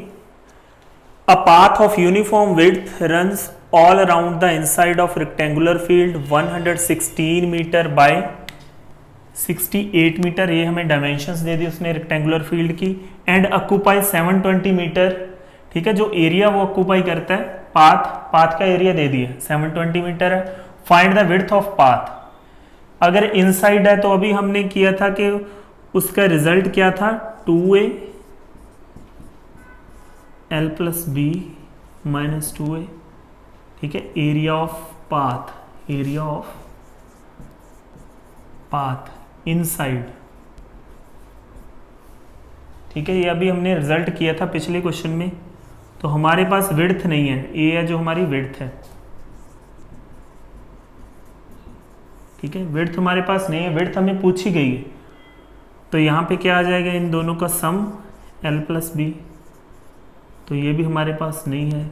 और 720 हमें एरिया दे दिया उसने, ये 2 से ये कैंसिल हो जाएगा, ये बना 360, ठीक है। तो इसमें से हम 2 और कॉमन निकाल सकते हैं। 2 अगर कॉमन निकालेंगे तो यहाँ पे कितना बचेगा, 58 और 34 और a, तो इसको भी कैंसिल कर दो। हमारे पास अब बच गया 8 और 4 32 और 92a माइनस a स्क्वेयर और 180। ठीक है, अब यहाँ से आपको, आपके पास क्वाड्रेटिक इक्वेशन बन गई है। यहाँ से आप ऑप्शन से वैल्यू पुट कर लेना जो इसको सेटिस्फाई करती हो। ठीक है, नहीं तो ये आप क्या कर सकते हो, माइनस को कॉमन निकाल लो, 92 और आपको फैक्टर्स, 2 फैक्टर्स चाहिए जिनका प्रोडक्ट तो 180 बने और जिनका सम या सब्ट्रैक्शन क्या बने, 92। तो वो क्या होंगे, -90 एंड 2 दोनों माइनस के हैं, तो रिजल्ट दोनों वैसे पॉजिटिव आए हमारे पास। तो हमें इन दोनों रिजल्ट को देख के पता चल रहा है, क्योंकि हमारी तो विड्थ थी कितनी है, 68, तो 90 मीटर तो पाथ की विड्थ तो हो ही नहीं सकती, पॉसिबल ही नहीं है। तो हमारा आंसर क्या होगा, 2 मीटर। ये आपने अपनी कॉमन सेंस से जज करना है, क्योंकि यहाँ पे अगर 90 आंसर आ भी गया तो हमें पता है कि हमारी तो जो ब्रेथ है जो फील्ड की वो ही 68 है, तो पाथ की विड्थ कैसे 90 हो जाएगी। तो जो छोटी वाली वैल्यू 2 मीटर ये हमारी विड्थ है पाथ की। ठीक है, तो आप इस क्वेश्चन को, इस तरह के और भी क्वेश्चंस नेट से ढूंढ के या कहीं भी कोई भी आप बुक फॉलो करते हो उससे, ठीक है, कर लेना। आप प्रैक्टिस जरूर करना है इसकी खुद से, या वैल्यूज पुट करके कोई भी एक वैल्यू यहाँ से मिस कर दिया करो और फिर क्वेश्चन को ट्राई किया करो। इससे आपकी अंडरस्टैंडिंग बढ़ती है और क्वेश्चन अलग अलग, ज़्यादा क्वेश्चन करने की बजाय थोड़े क्वेश्चंस को अलग अलग तरीकों से किया करो। ठीक है, now we will move to our question number 14। A rectangular sheet of paper 44 centimetre by 22 centimetre. मैंने आपको बताया था ना कि बाय ऐसे लिखा हो तो ये वाली लेंथ होती है और ये वाली ब्रेथ होती है। ठीक है, एक रेक्टेंगुलर पीस है पेपर का 44 centimetre by 22 centimetre, is rolled around its length, find the radius of cylinder. ठीक है, मैं आपको एक प्रैक्टिकली बता देता हूँ। जैसे हमारे पास ये शीट है एक, ठीक है, इसका ये वाला पोर्शन है, ये लेंथ होगी, ये वाली होगी ब्रेथ। ठीक है, इसे हम 44 सेंटीमीटर बोलेंगे और इसे बोलेंगे हम 22 सेंटीमीटर। ठीक है, तो उन्होंने बोला कि अलोंग इट्स लेंथ, मतलब हम ब्रेथ से पकड़ेंगे और उसे रोल कर देंगे ऐसे। ठीक है, ये क्या फॉर्म हो गया, एक सिलेंडर फॉर्म हो गया ना, ऐसे हमने रोल कर दिया तो ये एक सिलेंडर बन गया, सिलेंडर की फॉर्म बन गई। ठीक है, तो अब देखो कि ये ऊपर वाली जो लेंथ है ये रोल होके सिलेंडर का क्या बन गई, सरकमफ्रेंस बन गई ना, ये वाली सिलेंडर का सरकमफ्रेंस बन गई। तो हमें क्या पूछा है, सिलेंडर का रेडियस पूछा है। तो सरकमफ्रेंस का आपको फॉर्मूला आना चाहिए। सरकमफ्रेंस का फॉर्मूला होता है 2 पाई आर, 2 पाई आर। ठीक है, 2 पाई आर के इक्वल क्या बन गया, अगर तो अलोंग लेंथ है तो लेंथ रख लेनी है हमने, अगर ब्रेथ होता अलोंग तो ब्रेथ आ जाती। ठीक है, तो हमारे पास लेंथ अब कितनी है, 44। ठीक है, ये कट गया और रेडियस हमारे पास आ गया सिलेंडर का 7 सेंटीमीटर। ठीक है, अगर यही क्वेश्चन उसने बोला था अलोंग ब्रेथ तो कैसे करते, ये आपका होमवर्क है, आप खुद ट्राई करना। ठीक है, मैंने आपको बता दिया कि अलोंग लेंथ क्या होता है और अलोंग ब्रेथ क्या होता है। ठीक है, तो अब हम चलते हैं हमारे नेक्स्ट क्वेश्चन की तरफ। So it is question number 15। ठीक है, ये कंसेप्ट ही हैं सारे के सारे, आप इसे नोट करते जाइए, पेन और नोटबुक ले लीजिए और कॉपी पे नोट करते जाइए, बाद में आपको रिवीजन करनी इजी हो जाएगी और आप अगर क्वेश्चंस को डील भी करोगे तो आपको कंसेप्ट पता होंगे अच्छे से। Find the area of a circle with the maximum radius that can be inscribed in the rectangle of length 12 and breadth 8। ठीक है, एक रेक्टेंगल है, उसने हमें बोला है कि जिसकी लेंथ है 12 और ब्रेथ है 8, इसके बीच हमने सर्कल ड्रॉ करना है तो उसका मैक्सिमम रेडियस मतलब बड़े से बड़ा सर्कल कौन सा ड्रॉ होगा। तो मैंने आपको स्टार्टिंग में ही करवाया था कि इन रेडियस क्या होता है, either of the smaller side का हाफ। तो इनमें से स्मॉलर साइड क्या कौन सी है, ब्रेथ, तो ब्रेथ का हाफ क्या होगा, इन रेडियस। तो इन रेडियस कितना होगा, ब्रेथ है 8, इन रेडियस होगा 4 और उसका एरिया पूछा उसने। तो एरिया क्या होता है सर्कल का, पाई आर स्क्वायर। तो हमारे पास आ जाएगा 4 का स्क्वायर 16 पाई। पाई की टर्म में आ गया। आगे आप अगर आप देख लेना ऑप्शन में, अगर डेसिमल वाली वैल्यू है तो पाई की वैल्यू 3.14 पुट कर देना। अगर पाई की टर्म में दिया हुआ है तो ये हमारा आंसर है। तो अब हम चलते हैं हमारे क्वेश्चन नंबर 16 की तरफ।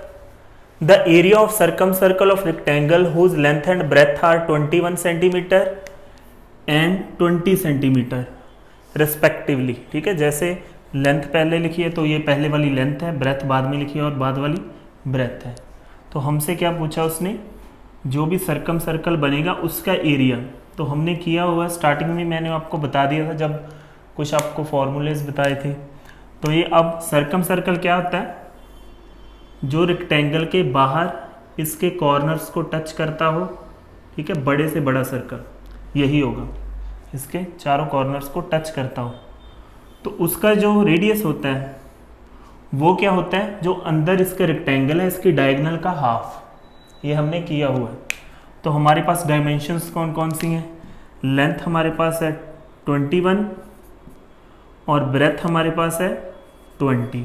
ठीक है, ये भी एक ट्रिपलेट होता है। तो डायगोनल क्या होती है, रूट L² B² और यहाँ पे आ जाएगा हमारा 21 का स्क्वायर और 20 का स्क्वायर। ठीक है, ये आपके पास आ जाएगा 441 एंड 400। तो ये बन गया 841। ठीक है, 841 29 का स्क्वायर होता है। तो हमारी डायगोनल आ गई 29। ठीक है, ये ट्रिपलेट ये याद रख लेना, 21 और 20 और 29 का। ठीक है, तो इसका अब हमने एरिया फाइंड करना है। एरिया क्या होता है, ये पूरी डायगोनल आई है और रेडियस क्या होगा 29 का हाफ। इसका स्क्वायर कर दोगे आपको ये एरिया मिल जाएगा, मतलब पाई 841/4 सेंटीमीटर स्क्वायर। ये हमारे पास सर्कल का एरिया आ गया। ठीक है, हमारा नेक्स्ट क्वेश्चन है question number 17। Find the area of shaded region. ठीक है, ये हमें गिवन है फिगर और इसमें एक रेक्टेंगल ड्रॉन है। ठीक है, उसकी डायमेंशन हमें दी हुई है 8 लेंथ है और 6 ब्रेथ है और इसका हमें पूछा है शेडेड रीजन हमने फाइंड करना है। शेडेड वाला पोर्शन कैसे आएगा, अगर हम पूरे सर्कल का एरिया फाइंड करके उसमें से इस रेक्टेंगल का एरिया माइनस कर दें तो हमारे पास बचा हुआ एरिया बच जाएगा। ठीक है, जो वाला शेडेड किया हुआ। तो पहले हम बाहर वाला ये सर्कल है तो इसका हम रेडियस फाइंड करेंगे। तो रेडियस कैसे फाइंड करेंगे, अभी हमने पिछले क्वेश्चन में किया था। ठीक है, जो हमें डायगोनल का हाफ होगा इसका रेडियस। तो हमें पता है ये 8 है, ये 6 है, तो डायगोनल कितनी होगी 10। ये ट्रिपलेट है तो रेडियस कितना होगा 10 का हाफ। हमारे पास बाहर वाले सर्कल का रेडियस आ गया 5 सेंटीमीटर। ठीक है, अब हम क्या करेंगे, बाहर वाले सर्कल का एरिया निकाल के उसमें से इसका एरिया माइनस कर देंगे। इसका एरिया क्या होता है, लेंथ इनटू ब्रेथ, मतलब 48। इसे माइनस कर देंगे तो जो भी ये रिजल्ट आएगा ये आ जाएगा शेडेड पोर्शन का। ठीक है, इसको आप सॉल्व कर लेना। पाई की वैल्यू चाहे 3, अगर तो पाई की टर्म में है तो ऐसे ही दी होगी वहाँ पे आंसर में। अगर वो डेसिमल में है तो पाई की वैल्यू 3.14 पुट कर लेना। ठीक है, इससे शेडेड पोर्शन आ जाएगा। हमने क्या किया, बाहर वाले सर्कल का रेडियस फाइंड करके उसका एरिया निकाला और बीच वाले जो रेक्टेंगल है उसका एरिया माइनस कर दिया तो हमारे पास बचा ये वाला शेडेड पोर्शन एरिया की एक्सप्रेशन बच गई। बस यही है। तो now it is question number 18। Find the perimeter of shaded portion. अब हमें जो भी गिवन फिगर है इसका पेरीमीटर फाइंड करना है। पेरीमीटर आपको पता है कि क्या होता है, परिमाप। ठीक है, सम ऑफ ऑल साइड्स। वैसे तो यहाँ पे लेकिन कुछ कर्व्स भी आ रही हैं तो पेरीमीटर क्या होगा, यहाँ से लेकर अगर हम ऐसे चले ये सारा एरिया जो मतलब इन कॉर्नर्स को छोड़कर। ठीक है, तो सबसे पहले हम देखेंगे हमें क्या क्या गिवन है। एक तो लेंथ गिवन है 28 और ब्रेथ गिवन है। ठीक है, 26 और जो ये क्वाड्रेंट बन रहा है इसका हमें रेडियस भी गिवन है 10 सेंटीमीटर। तो हम क्या करेंगे, एक क्वाड्रेंट का या तो आप ऐसे कर लो, मैंने आपको पहले भी बताया था स्क्वायर की वीडियो में कि एक सर्कल में 4 क्वाड्रेंट्स होते हैं, तो यहाँ पे भी 4 ही हैं। आप देखो 90 डिग्री 90 डिग्री 90 डिग्री और 90 डिग्री 360 हो गया। 360 क्या होता है, कंप्लीट सर्कल। तो आप अगर पूरे सर्कल का सरकमफ्रेंस निकाल लो, क्योंकि सरकमफ्रेंस क्या होता है, उसका जो ये वाले कर्व्स हैं इनका हमें लेंथ पता चल जाएगी ये कितने हैं। जैसे यहाँ से अगर हम चलें सरकमफ्रेंस, सरकमफ्रेंस क्या होता है, हमेशा जो कर्व्ड फिगर होती है उसका होता है। पेरीमीटर क्या होता है, जो सीधी सीधी होती है। इसका अगर हम पेरीमीटर निकालेंगे एक क्वाड्रेंट का, तो हमें इस कर्व का सरकमफ्रेंस भी निकालना पड़ेगा और 2 रेडियस भी जोड़नी पड़ेगी। तो इससे अच्छा आप क्या करो, 4 क्वाड्रेंट है, एक सर्कल का ही सरकमफ्रेंस निकाल लो। 10 रेडियस है हमारे पास, हम पाई की वैल्यू पुट कर लेंगे 3.14 और हमारे पास रेडियस है 10, ठीक है, 2 पाई और r, ठीक है। ये हमारे पास क्या आ जाएगा, एक पूरे सर्कल का सरकमफ्रेंस, ठीक है। इसको मल्टीप्लाई करेंगे तो ये क्या आ जाएगा हमारे पास 62.8 सेंटीमीटर, ठीक है। इसको सॉल्व करोगे, ये क्या है, सरकमफ्रेंस, एक सर्कल का ही निकाल लिया हमने चारों क्वाड्रेंट को प्लस करके। अब देखो अगर ये 26 है, 10 तो नीचे से गया, 10 ऊपर से गया, बचा क्या 6, ठीक है। 10 इधर से गया, 10 इधर से गया, बचा क्या 20 चला गया, 8 बच गया, ठीक है। पेरीमीटर है तो हमने क्या करना है, 8 ये वाला और 8 ये वाला, 16 तो ये हो गया, 6 and 6 12 ये हो गया। पेरीमीटर में हमने बस साइड्स ही ऐड कर देनी और इसको इसमें ऐड कर दो, ये कितना हो जाएगा 6 + 2 8, 8 + 2 10 और 6 + 2 8 और 1 कैरी था हमारे पास। ये हमारा आ जाएगा सरकमफ्रेंस, सॉरी पेरीमीटर, ठीक है। पहले हमने क्या किया, पहले हमने जो 4 क्वाड्रेंट्स थे उनको जोड़कर एक सर्कल बना लिया, सर्कल का ही सरकमफ्रेंस निकाल लिया, क्योंकि हमें शेडेड पोर्शन का बोला है, ये कॉर्नर्स हमें नहीं चाहिए, ठीक है। ये वाले कॉर्नर्स का नहीं चाहिए, शेडेड पोर्शन बस यही वाला बचे। इसीलिए हमने इन कर्व्स को जोड़कर एक सर्कल बनाया, सर्कल का सरकमफ्रेंस ढूंढा और बाद में जो ये बच गई थी, क्योंकि टोटल थी ये 28, 10 इधर से गई, 10 उधर से, 8 बच गई। ये 26 थी, 10 इधर से गई, 10 इधर से, 6 बच गई। तो इनको सभी को हमने प्लस कर दिया, हमारे पास आ गया 90.8 सेंटीमीटर पेरीमीटर इस पूरे शेडेड पोर्शन का, ठीक है। तो अब हम चलते हैं, तो अब है हमारा question number 19। In the figure given below ABCD is a rectangle, जो ये ABCD है ये एक रेक्टेंगल है। The area of the right isosceles triangle ABE, ये वाला क्या है, राइट आइसोसेल्स ट्राइंगल ABE, इसका एरिया हमें दिया हुआ है 9 सेंटीमीटर स्क्वायर, ठीक है। EC जो ये वाली साइड है ये 3 टाइम्स है, 3 times BE। Find the area of ABCD, ये पूरे रेक्टेंगल का एरिया उन्होंने बोला है कि फाइंड करो, ठीक है।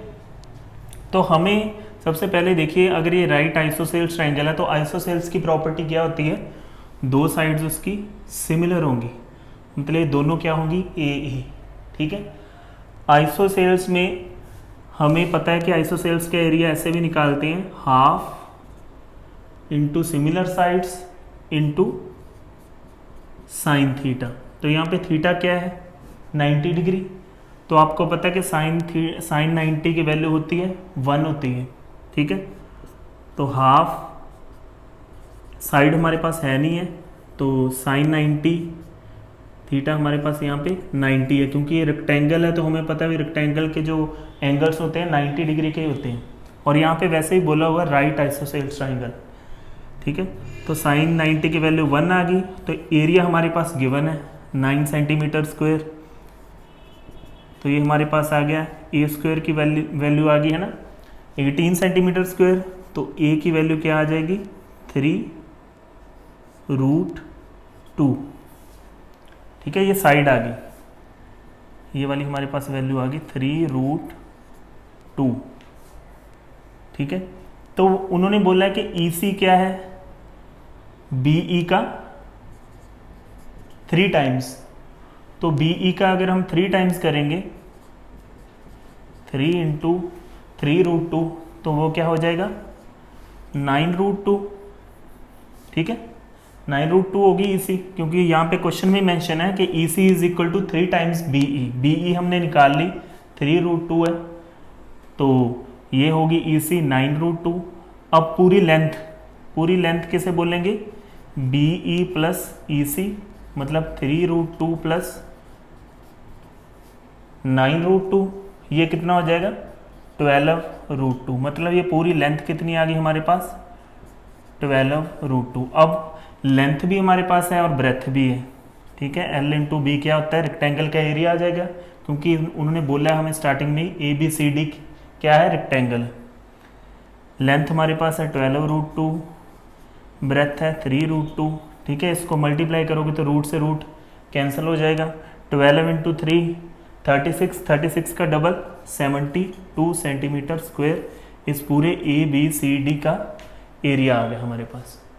ठीक है, ये चीज़ें आपको ख्याल रखनी है कि ये भी एक फॉर्मूला होता है आइसोसेलेस ट्रायंगल का, लेकिन हमने फर्स्ट क्वेश्चन में एक किया था, वो भी होता है b/4√4a² माइनस बी। बी यहाँ पे बेस है, ए होता है सिमिलर साइड, मतलब दोनों फॉर्मूले हैं आइसोसेलेस ट्रायंगल के। ठीक है, तो यहाँ से हमने साइड निकाली, साइड हमारे पास आ गई। ठीक है, तो साइड का हमें गिवन था कि EC है जो BE का 3 टाइम्स है, वो हमने 3 टाइम्स कर दिया।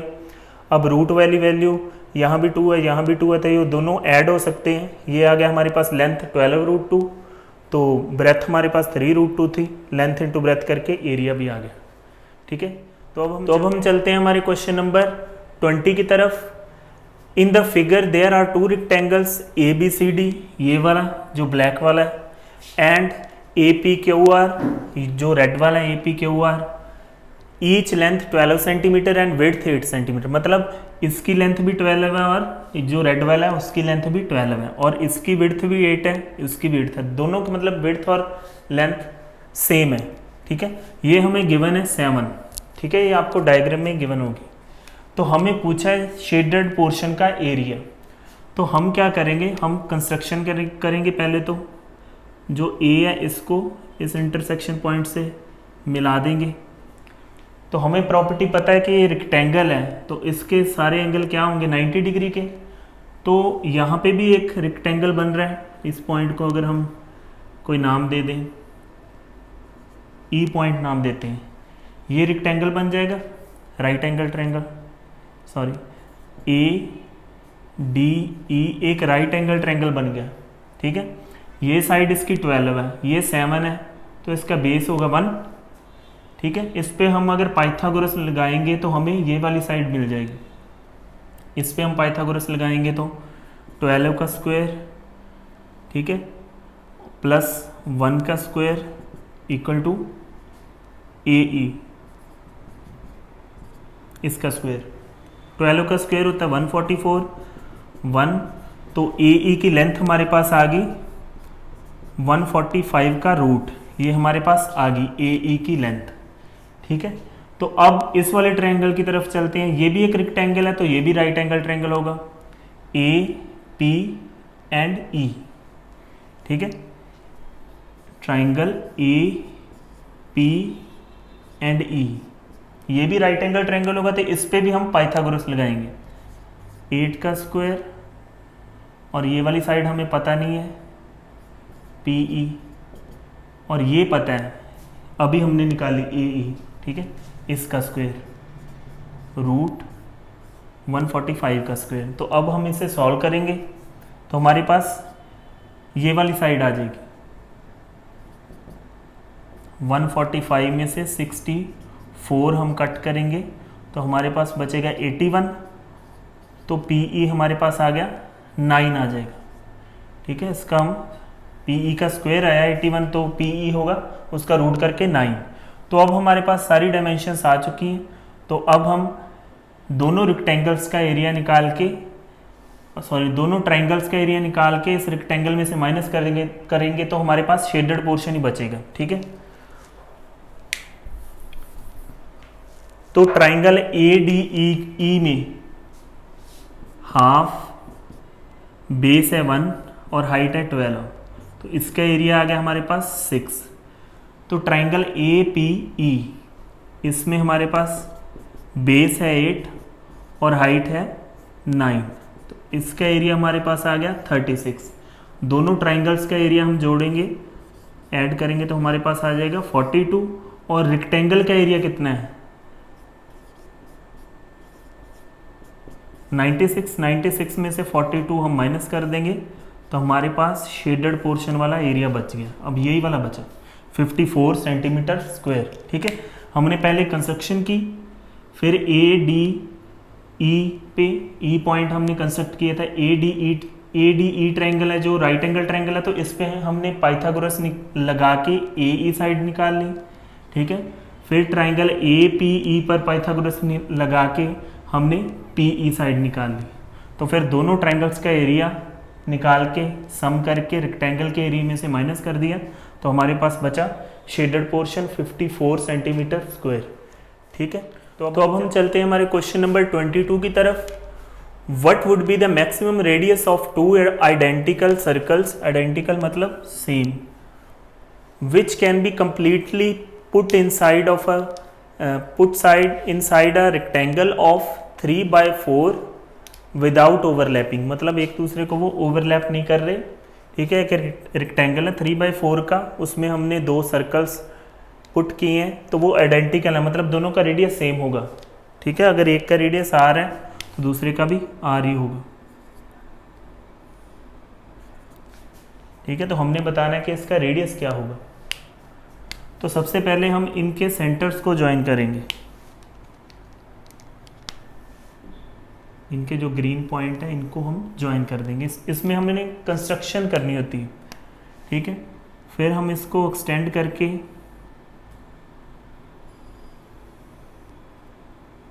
दूसरे सर्कल के सेंटर से ज्वाइन करेंगे। ये हमारे पास एक राइट एंगल ट्रायंगल बन गया। इस पे हम क्या करेंगे, पाइथागोरस लगाएंगे और हमें R की वैल्यू मिल जाएगी। लेकिन हमें पाइथागोरस के लिए क्या चाहिए, ये सारी साइड्स हमें पता होनी चाहिए कि परपेंडिकुलर कितना है, हाइपोटेन्यूज क्या है और बेस क्या है। हाइपोटेन्यूज तो हमें दिख ही रहा है कि जहाँ पे वो टच कर रही है R ये होगा, R ये होगा। हाइपोटेन्यूज हमारे पास आ गया, डायमीटर ये आ गया 2R। ठीक है, और ये वाला परपेंडिकुलर क्या होगा हमारे पास, परपेंडिकुलर अगर आप देखें कि पूरी साइड क्या है 3 है, 3 में से R तो ऊपर से गई और R ये वाली चली गई। ये 3 में से हम ऊपर वाली R और नीचे वाली R माइनस कर दें तो हमारे पास यही वाला बचेगा 3 - 2R, क्योंकि आइडेंटिकल है, सेम है। ठीक है, अब हमारे पास बचा ये वाला बेस। बेस हमने देखना है, B की वैल्यू हमारे पास क्या आएगी। अब लेंथ देखो रेक्टेंगल की क्या है 4 में से अगर हम ये वाला रेडियस और इस सर्कल का रेडियस माइनस कर दें तो हमारे पास यही बचेगा। मतलब ये वाला पोर्शन अगर 4 में से माइनस कर दें और ये वाला पोर्शन माइनस कर दें तो हमारे पास यही बचेगा बेस। ठीक है, 4 में से भी हमने 2R माइनस करना है। अब हमारे पास बेस भी आ गया, परपेंडिकुलर भी आ गया और हाइपोटेन्यूज भी आ गया। अब हम पाइथागोरस लगा देंगे इस पे। ये आप रिजल्ट ही याद रख लेना अगर आइडेंटिकल सर्कल्स हैं तो। ठीक है, तो इसका जो भी रिजल्ट आएगा वो R की वैल्यू आ जाएगी।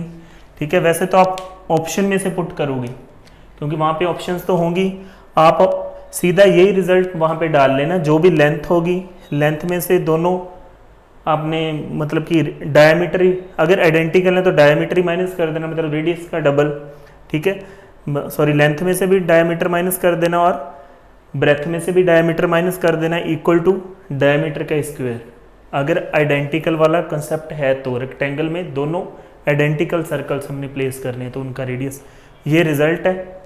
यहाँ पे इस पे यहाँ पे मैं लिख भी देता हूँ, डायमीटर का square minus length minus diameter का square plus breadth minus diameter का स्क्वायर।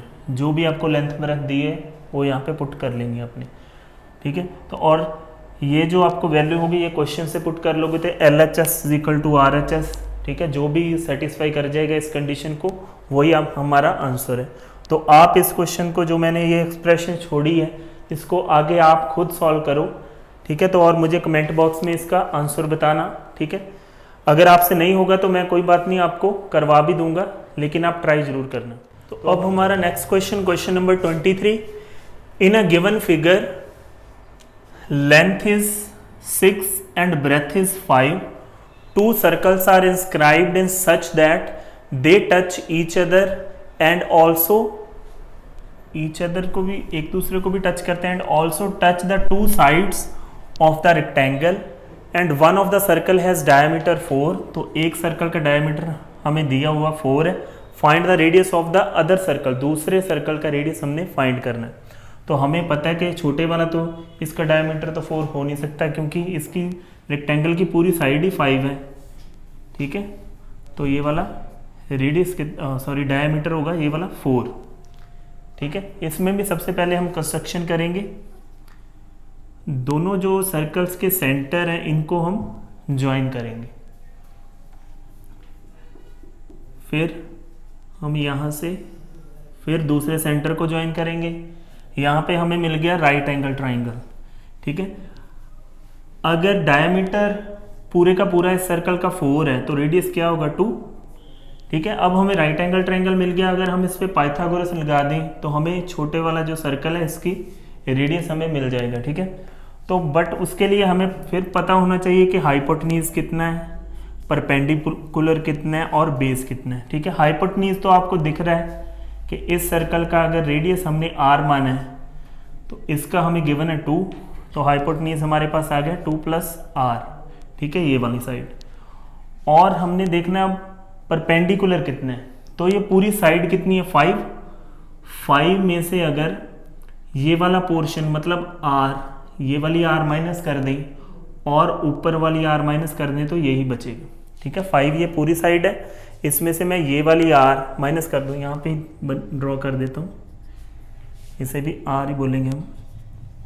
5 पूरा है, इसमें से 2 और r को माइनस कर दूं मैं, तो ये हमारे पास परपेंडिकुलर बचेगा। मतलब परपेंडिकुलर क्या होगा 5 - 2 - r, ठीक है। अब बचा बेस। बेस के लिए हम यूज करेंगे रेक्टेंगल की लेंथ, ठीक है। लेंथ में से भी हम क्या करेंगे, जो भी हमने किया, अगर लेंथ में से ये वाला रेडियस और ये वाला जो गिवन है ये माइनस कर दें तो हमारे पास ये वाला बेस बच जाएगा। लेंथ कितनी है 6 - 2 इस वाले सर्कल का रेडियस -r इस वाले सर्कल का रेडियस, ये हमारे पास तीनों साइड्स आ गई, हाइपोटेन्यूज, परपेंडिकुलर एंड बेस। अब हम इस पे पाइथागोरस अप्लाई कर सकते हैं, ठीक है। ये हमारे पास आ जाएगी 3 - r, ये हमारे पास आ जाएगी 4 - r, ठीक है। रिजल्ट है, मैंने आपको रिजल्ट ही बताया, आप सीधा इसमें पुट करके वैल्यू निकाल सकते हो।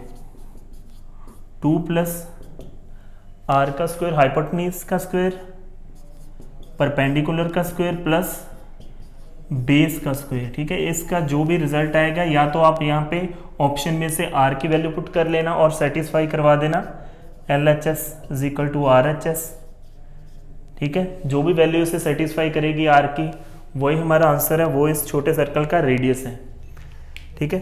तो आप याद रखना ये कंडीशंस हैं जो आपने पिछले क्वेश्चन में किया था, वो थे दोनों आइडेंटिकल सर्कल्स, मतलब अगर रेक्टेंगल के बीच में दोनों सेम रेडियस वाले सर्कल्स हैं।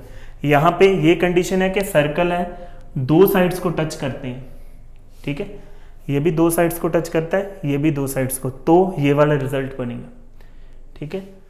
तो ये था हमारा पूरे का पूरा रेक्टेंगल का कंसेप्ट, ठीक है। रेक्टेंगल का सेशन था हमारा सेशन नंबर 2। तो रेक्टेंगल पे जितने भी पॉसिबल क्वेश्चंस थे ऑलमोस्ट वो मैंने आपको करवा दिए हैं, ठीक है। इनको आप ट्राई करना है, इनको पहले पेन और नोटबुक के साथ पहले इनको नोट डाउन करना, फिर जो भी क्वेश्चंस मैंने जो इस वीडियो में करवाए हैं तो आप कोशिश करना उनकी वैल्यूज चेंज करके पहले उसको ट्राई करना, वो इजी रहेगा आपके लिए। फिर बाद में आप नए नए क्वेश्चंस पकड़ना जो इन्हीं कंसेप्ट पे बेस्ड हैं, जहाँ 2-2 3-3 यही वाले कंसेप्ट मिक्स होके बने हैं, ठीक है। तो मैं अब आऊँगा नेक्स्ट वीडियो के साथ, जो पहले मैं आपको क्वाड्रिलेटरल करवाऊँगा, फिर ट्राइंगल एंड फिर सर्कल्स, ठीक है। तो so thank you and have a nice day.